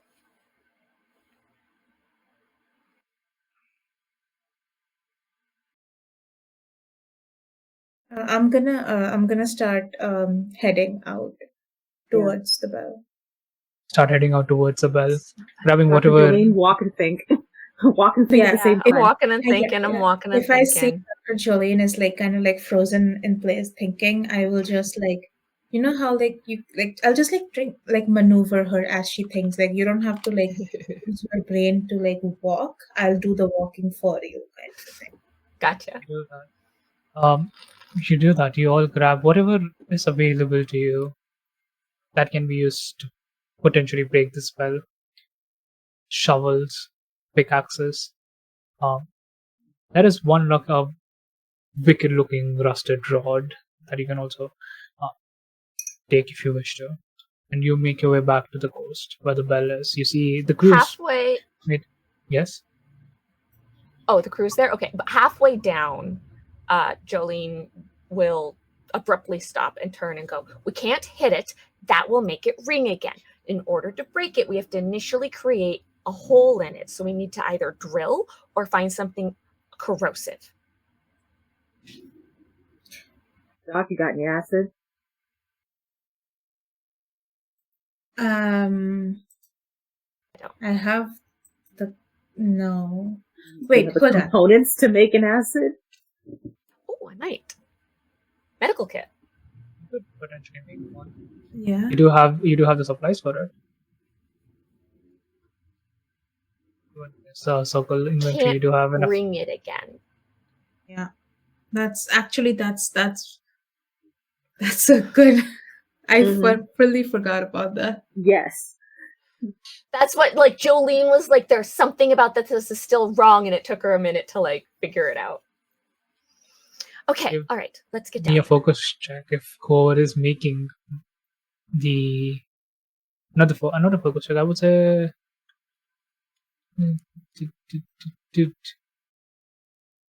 this would be a focus check. I would say. Okay. Can I help with that? Yeah, absolutely. If Jolene is rolling, I'm gonna help. You spend a drive in the same and. Okay, so +1 dice. Partial again. I can't roll a 6 at all. What was on the dice? Did you roll a 4 or a 5? I had a 1, a 3, and a 4. So we take the 4. Partial. You do make what looks like a bottle of acid. You just don't know how strong it is unless you actually start using it. That'll have to do. Just to like double it up, we should get like a drill. I'm sure there's like some drilling, something that we can use to like. Here's Acid something and I'm gonna say. This is fully like GM's discretion. Mm-hmm. I did choose a hand weapon as my gear, but I never actually specified. Like that was a me thing. Like I didn't actually specify what hand weapon it was. Uh-huh. Would you allow for it to be a Molotov? Dr. JavaScript. I mean, that makes sense. That makes There's sense, precedent honestly. for It that. does. That is That absolutely is sort of your precedent. vibe. That is precedent set. I would allow it, yes. And as Dr. Jolene chucks the acid, I will light the Molotov and chuck it. Then I would have both of you please roll me a strike check. Oh boy. Okay. Oh. Okay. All right, another partial 4. Another partial 4, alright. Come on. I have 1 dice on this. Let's go. Come on. 6. Everybody else gets the 6s, but I'm happy for it. My perfect fucking aim with the Molotov. So Jolene and Not my Dr. career! JavaScript, Ah! you both are in complete sync. As you've always been. Working together, you found your harmony together.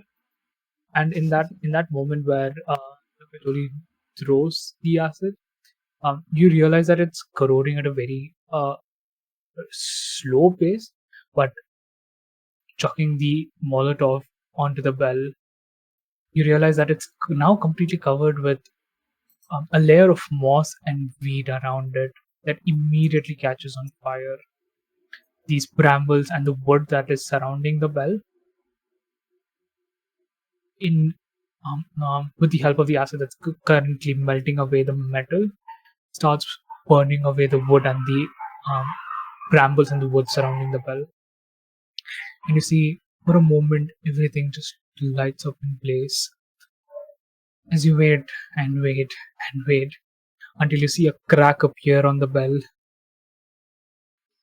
and it splinters and breaks apart into falling into the ocean and begins sinking down, being carried away by the waves. And as that happens, the light behind the lighthouse turns on. You see a swirling motion of light behind you.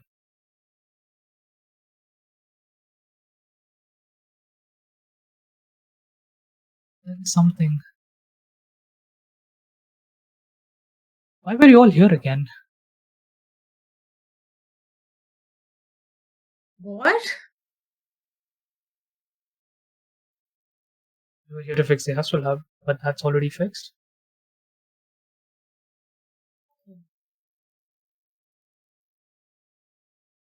Think about your memories. You have no recollection of anything that has happened. Hippolyta, you just for some reason seem to be carrying a baby in your hands. Yep. Don't know anything about this. Don't know where I picked this up from. You don't have any idea. There's a baby where- with does the baby still have blue hair? Does the baby still have blue hair? I just need to know this. She does. Does have blue Awesome. hair. A Where- slight smile where on did- this baby's face. Where did this baby come from? Cruise Why mate am I looks so at you. banged up? What's going on? What happened? I've got like old nosebleed and like busted vessels in my eye from the brain I've been taking, and I've got like a smashed up knee. So like suddenly I hurt. Like we remember crashing, right? Like what is the last thing we remember? The last thing you remember is crashing down into this coast with the cruise mate right behind you. And the moment just before Dr. JavaScript licked the bell. You don't see a bell anymore here. Just a floating away. It undid function. my licking.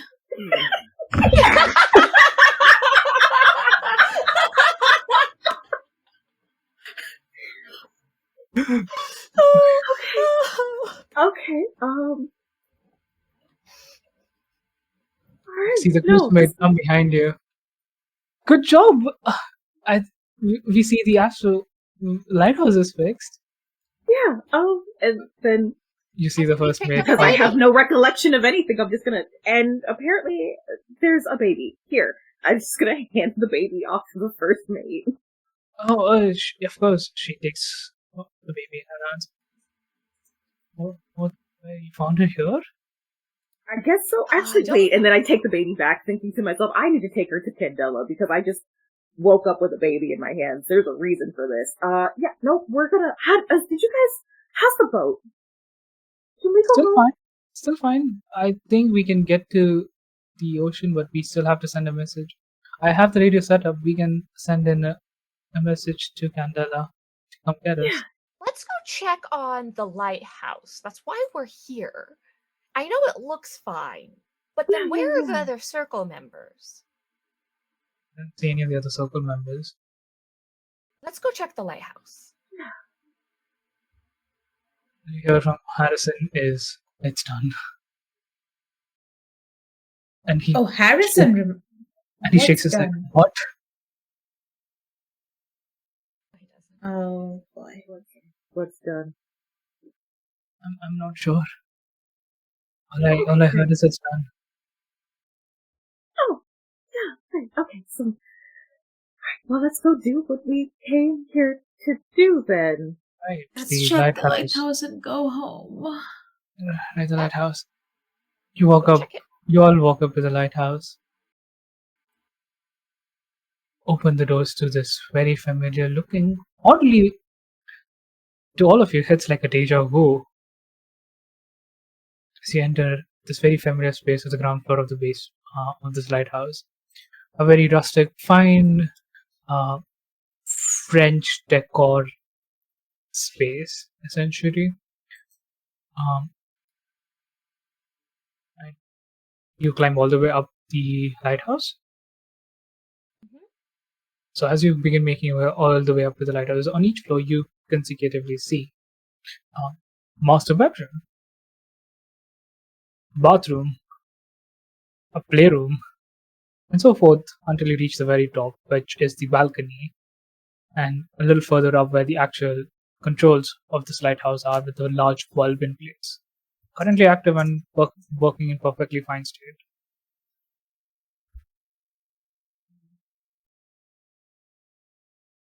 What are you doing, Frank?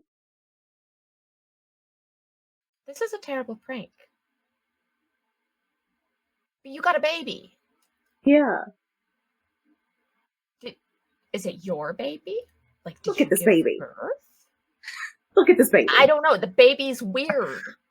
That doesn't necessarily mean it's that. That means that it could be anybody's. I very much would remember giving birth. Your body would this- remember. Because my body remembers something happened. My knee hurts like crazy. Yeah, well, if my mother has anything to say about it, if I had given birth recently because she looked new, I wouldn't be able to walk right now. So it's not yours. Okay. And there's no sign of the previous circle members anywhere? Sign of any of the previous members. Okay, From the we balcony. probably would. I was going to shout into the forest from the balcony. Be like, Uh-huh. hello. Hello, hello, We're hello. here. Your voice echoes out to Dr. Jolene. Do you hear no response back? Just echoing into the wilderness of the back of the silent. We should check in with Candela because the lighthouse seems to be fine. So then where did those circles go? why are you banged up? And why do I have a baby? Yeah, Why let's do see if I we can get the feel like radio working. death? I feel like I ran like 1,000 miles. Oh Yeah, goodness. are you Okay, okay? let's Because go. you're not looking great, actually. Let's go back down. We'll get the radio working. I've got some good coffee in my pack and some herbal tea. You just kind of take a second and make contact. You all make your way down, brew some hot coffee for everyone, and contact Candela Obscura. But the moment they hear from you, they acknowledge, get an initial brief report, and tell you that they'll be sending a ship towards the island on a priority. It should be here in the next couple of hours. So sit tight. You hear Osiris's voice. And not too long after you've kind of settled down here at this lighthouse, all of you can't shake the feeling of maybe we did fix it, we just don't remember it. There is something odd. I think that as we've got a couple of minutes here, Jolene is going to be able to find a physical story that none of us can remember. She's going to be able to see that Dr. Crypt has lactic acid buildup real bad in his muscles from going for miles. Like, this is days of walking. Your muscles are fucked. Drink more water. And is going to see that, like, there's been, there's this baby. And that Hippolyta, did you take any damage of any kind? You remember the name? No. For some reason, Hippolyta. Okay. Emily.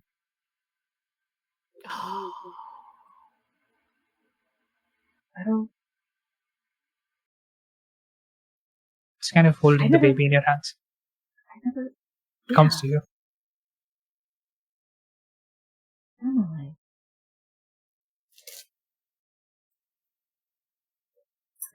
Okay. Her name is Emily. I'm gonna do a scan on us. Harrison and I will do some scanning to check for bleed. So I'll scan the doctor. No Signs bleed of bleed. detect. No I'll sense of bleed on any of scan them. Hippolyta. I'll scan the baby. What happens with the baby? Nothing. Is it normal or is it abnormally nothing? It's the same as everyone else of you. There's no. Okay. Because, like, I imagine with everyone else, there's like a wobble on the needle, just like, the way the needle wobbles. But when the baby was doing it, it was like right now, pressed. all of it is suppressed. Your D detectors do not go off even the slightest. The Astrolabe is Wow. working, so it's keeping everything shut off. Oh, that's right. Right. Astrolabe. Well, that's good. That means the Astrolabe is working. Yep. So somebody came here and did this job. Whether it was us or not, I guess we'll have to wait We may until as we well have take weird credit. nightmares. There's no one else here. Don't want weird nightmares, please. Thank you very much. But since nobody else is here, we may as well take credit for it. It's gonna be a really interesting debriefing. Are you gonna keep that baby? Oh no! I am absolutely giving her to Candela because why did I wake up with a baby in my arms? Mm-hmm. Just gonna look at a doctor's service? Why? I don't. No, because I weird had it stuff like a happened, and I'm random- assuming weird stuff happened with this baby, and somebody needs to make sure that weird stuff is not going to continue with this baby. Yeah. I want to do a physical on the baby. Take a little bit of blood. Your physical on the baby looks very healthy. Quite healthy, actually. Hmm. Well, you got a good baby. Yeah. No, she seems great, but I just Grip. As you kind of reach into. I don't know whose baby this is, hands. so. And as the hours pass away, you finally hear a ship docking a few miles away from the coast, and the crew's mate immediately jump into action and say, "Hey, oh, help's here! We can finally get back to the coast, Yes. mainland." Yes. Let us all go. And the journey goes by relatively uneventful as you all make your way back to the mainland of New Fairland. At the crack of sundown, you see waiting at the docks is your Lightkeeper Osiris, patiently waiting for you.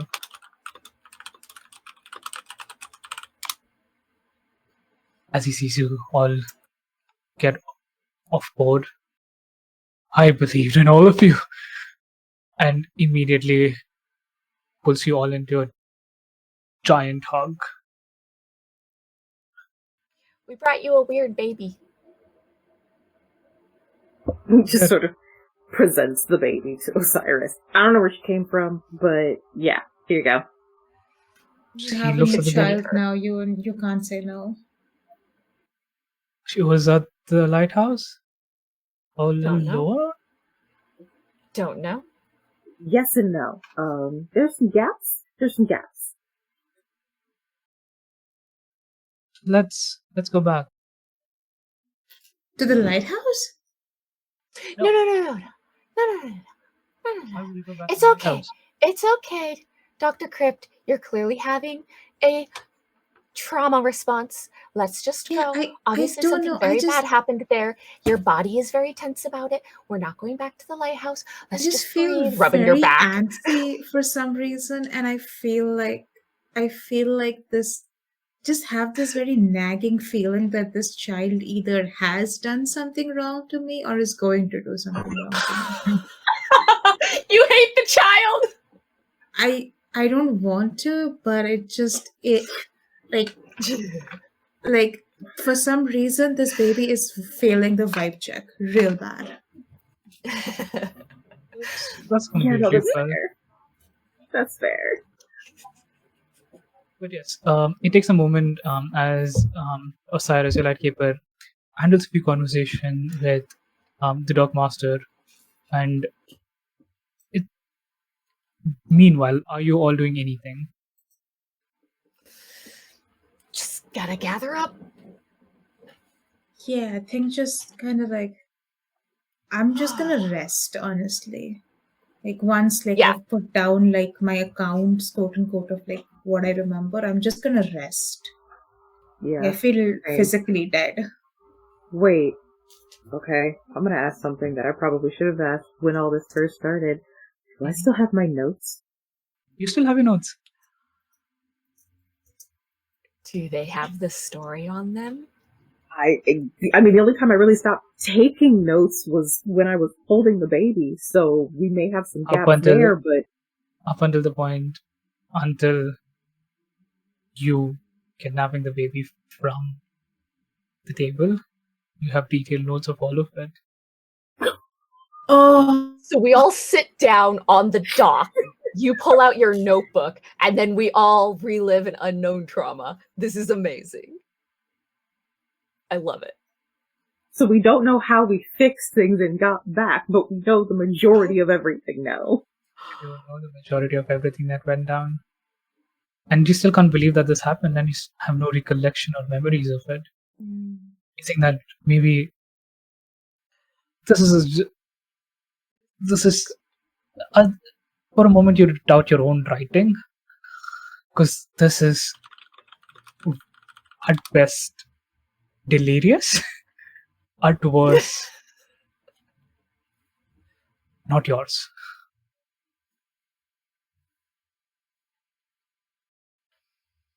Yeah, Osiris comes to all of you and says,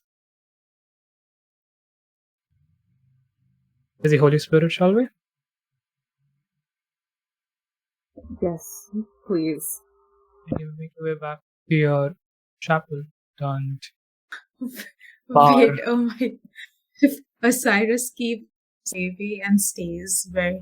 He currently he is carrying the baby No, there. we're gonna have the father, it's a daughter, but still, we're gonna have the father, the daughter, and the Father, Holy the Spirit. Son, and the Holy Spirit. Yeah. Father, the Daughter, and the Holy Spirit. You do see Osiris just carry the child back to the travel church, or which is your rest house essentially, Holy Spirit that you like to call. There is a debrief that happens. What do you convey to Osiris? How much information are you giving them? Well, we don't have any of our own information except for the notes. Yeah, so I'm I allowing just you. hand over What the do you- notebook. I Oh, you just hand over the notebook and I just be like, this is what happened. Up until I apparently was holding a baby and was not able to take notes. kind of looks, shuffles through the notes and said, "This is a weird phenomenon. We have never encountered this before. Do you mind if I hold on to these and investigate these further?" I would love to make copies of these and then you could take them. Of course, we can do that. And you think this baby is from? When he looks at the baby, 80 years in the past? Yeah. Something.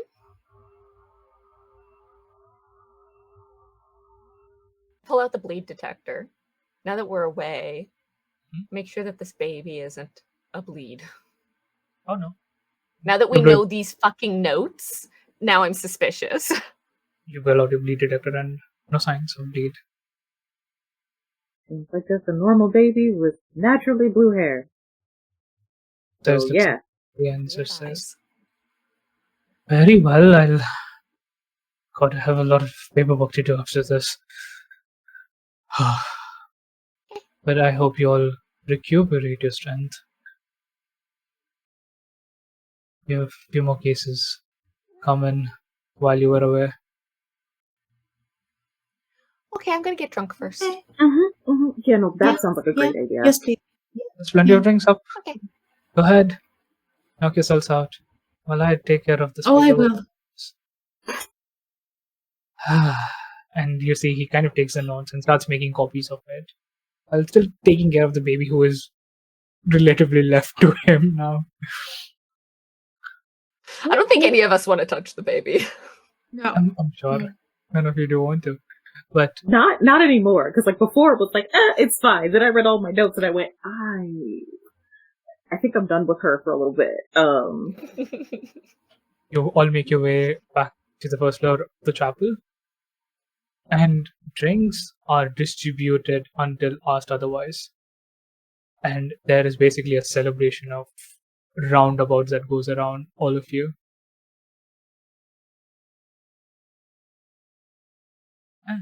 Do we ever hear about the other people from the other circles showing up at any point? Not really.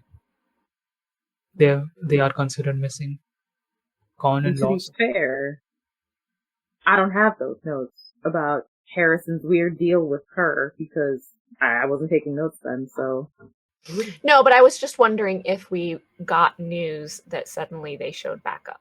Yeah, we don't have anything about We don't know Harris's to look for promise, but we do know that the circles did go missing. So It like, was missing. if the lighthearts got fixed, we would have been like, oh, but where did we lose Expecting the other them to- members? Then Yep. like, what happened to them? Kind of a thing.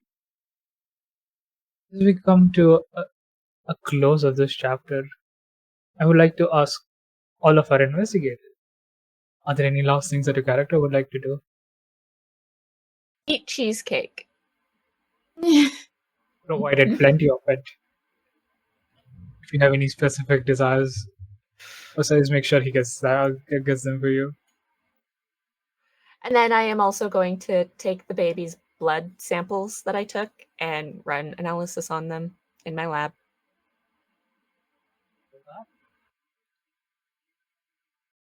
I don't need answers about what they are yet. That can be next season. I think next season, indeed. The others? I don't have memories of the basement. So technically, I don't know that I'm gonna cause mass death. So Mm-hmm. technically, I don't have to leave my job because I don't have an. That's not character knowledge. You don't. So, Yeah, you don't remember. but I will say, the engineer who was with the short deadlines and the faked data, that part would have been in Hippolyta's notes. That would happen. Yes. So, um, maybe like not right away, maybe sometime down, like along the future, like I'll start thinking about like when I have a little bit more free time, I'll start thinking about like, maybe I'll go back and recheck it. Maybe that happens in a month from now when people start dying and I have to go back and do that. But for now, I'm good. I haven't caused You're mass fine. death. Hippolyta? I think Paula is just gonna take some time and kind of go over like any of her waterlogged notes and see what she can salvage from the very rainy trip to the island, and then work on copying the very extensive notes so that she can give a copy to Osiris to give to Candela when he goes over. Otherwise, it's just a lot of drinking because it's not like I'm drinking to forget; it's already gone. There's nothing to remember to forget. Good. Exactly. But yeah, you all do that. You drink away your problems. You drink away to forget problems that never existed. For now, you enjoy your day that you've achieved essentially. You fixed a problem, even though you don't remember any of it. And that's where we're going to end our chapter of the Whispered Secrets. Yay! So good. Before we close off, where can people find you? Let's start off with April. I'm April, she, they pronouns. I'm Smartacot everywhere, mostly on the internet. And I also make games over with Illicit Peanuts. Also, Illicit Peanuts everywhere on the internet. And yeah, it's me. Garnet? Hey y'all, I'm Garnet. If you want to find me, I am over at Blue Sky, under my government name, Ashen Brienne, or you can find me here on Discord, and I just enjoy chatting in servers, so, feel free to come and hang out. Otherwise, Blue Sky's where to find me, cause that's where I make the most jokes. And finally, Evie. Hello, I'm Evie Story, she, they, and you can find me basically anywhere at Evie Story on the internet if I'm there. I am not doing a good job at social media right now because who knows what to do anymore nowadays. So, but I've got, if you want to follow me there, that's great because I've got Random Thoughts. I'm starting to go back to posting and a podcast that's going to be coming out hopefully soon. And I'm going to be starting another stream here on this channel next month. So my Blue Sky at least I will be posting on there about that if you want to see. Exciting! We have more EV content. And I am your humble Lightkeeper. Leneyxis, you can find me everywhere on all socials as Leneyxis. If you don't find me on socials, come hang with me on Discord. I mostly run games online for people, beginners and veterans alike. So come say hi to me. Thank you everyone for joining with us on this journey. It was lovely having all of you. Season 2. And season 2 on the horizon. Potentially. We see. Thank you so much for playing, everyone.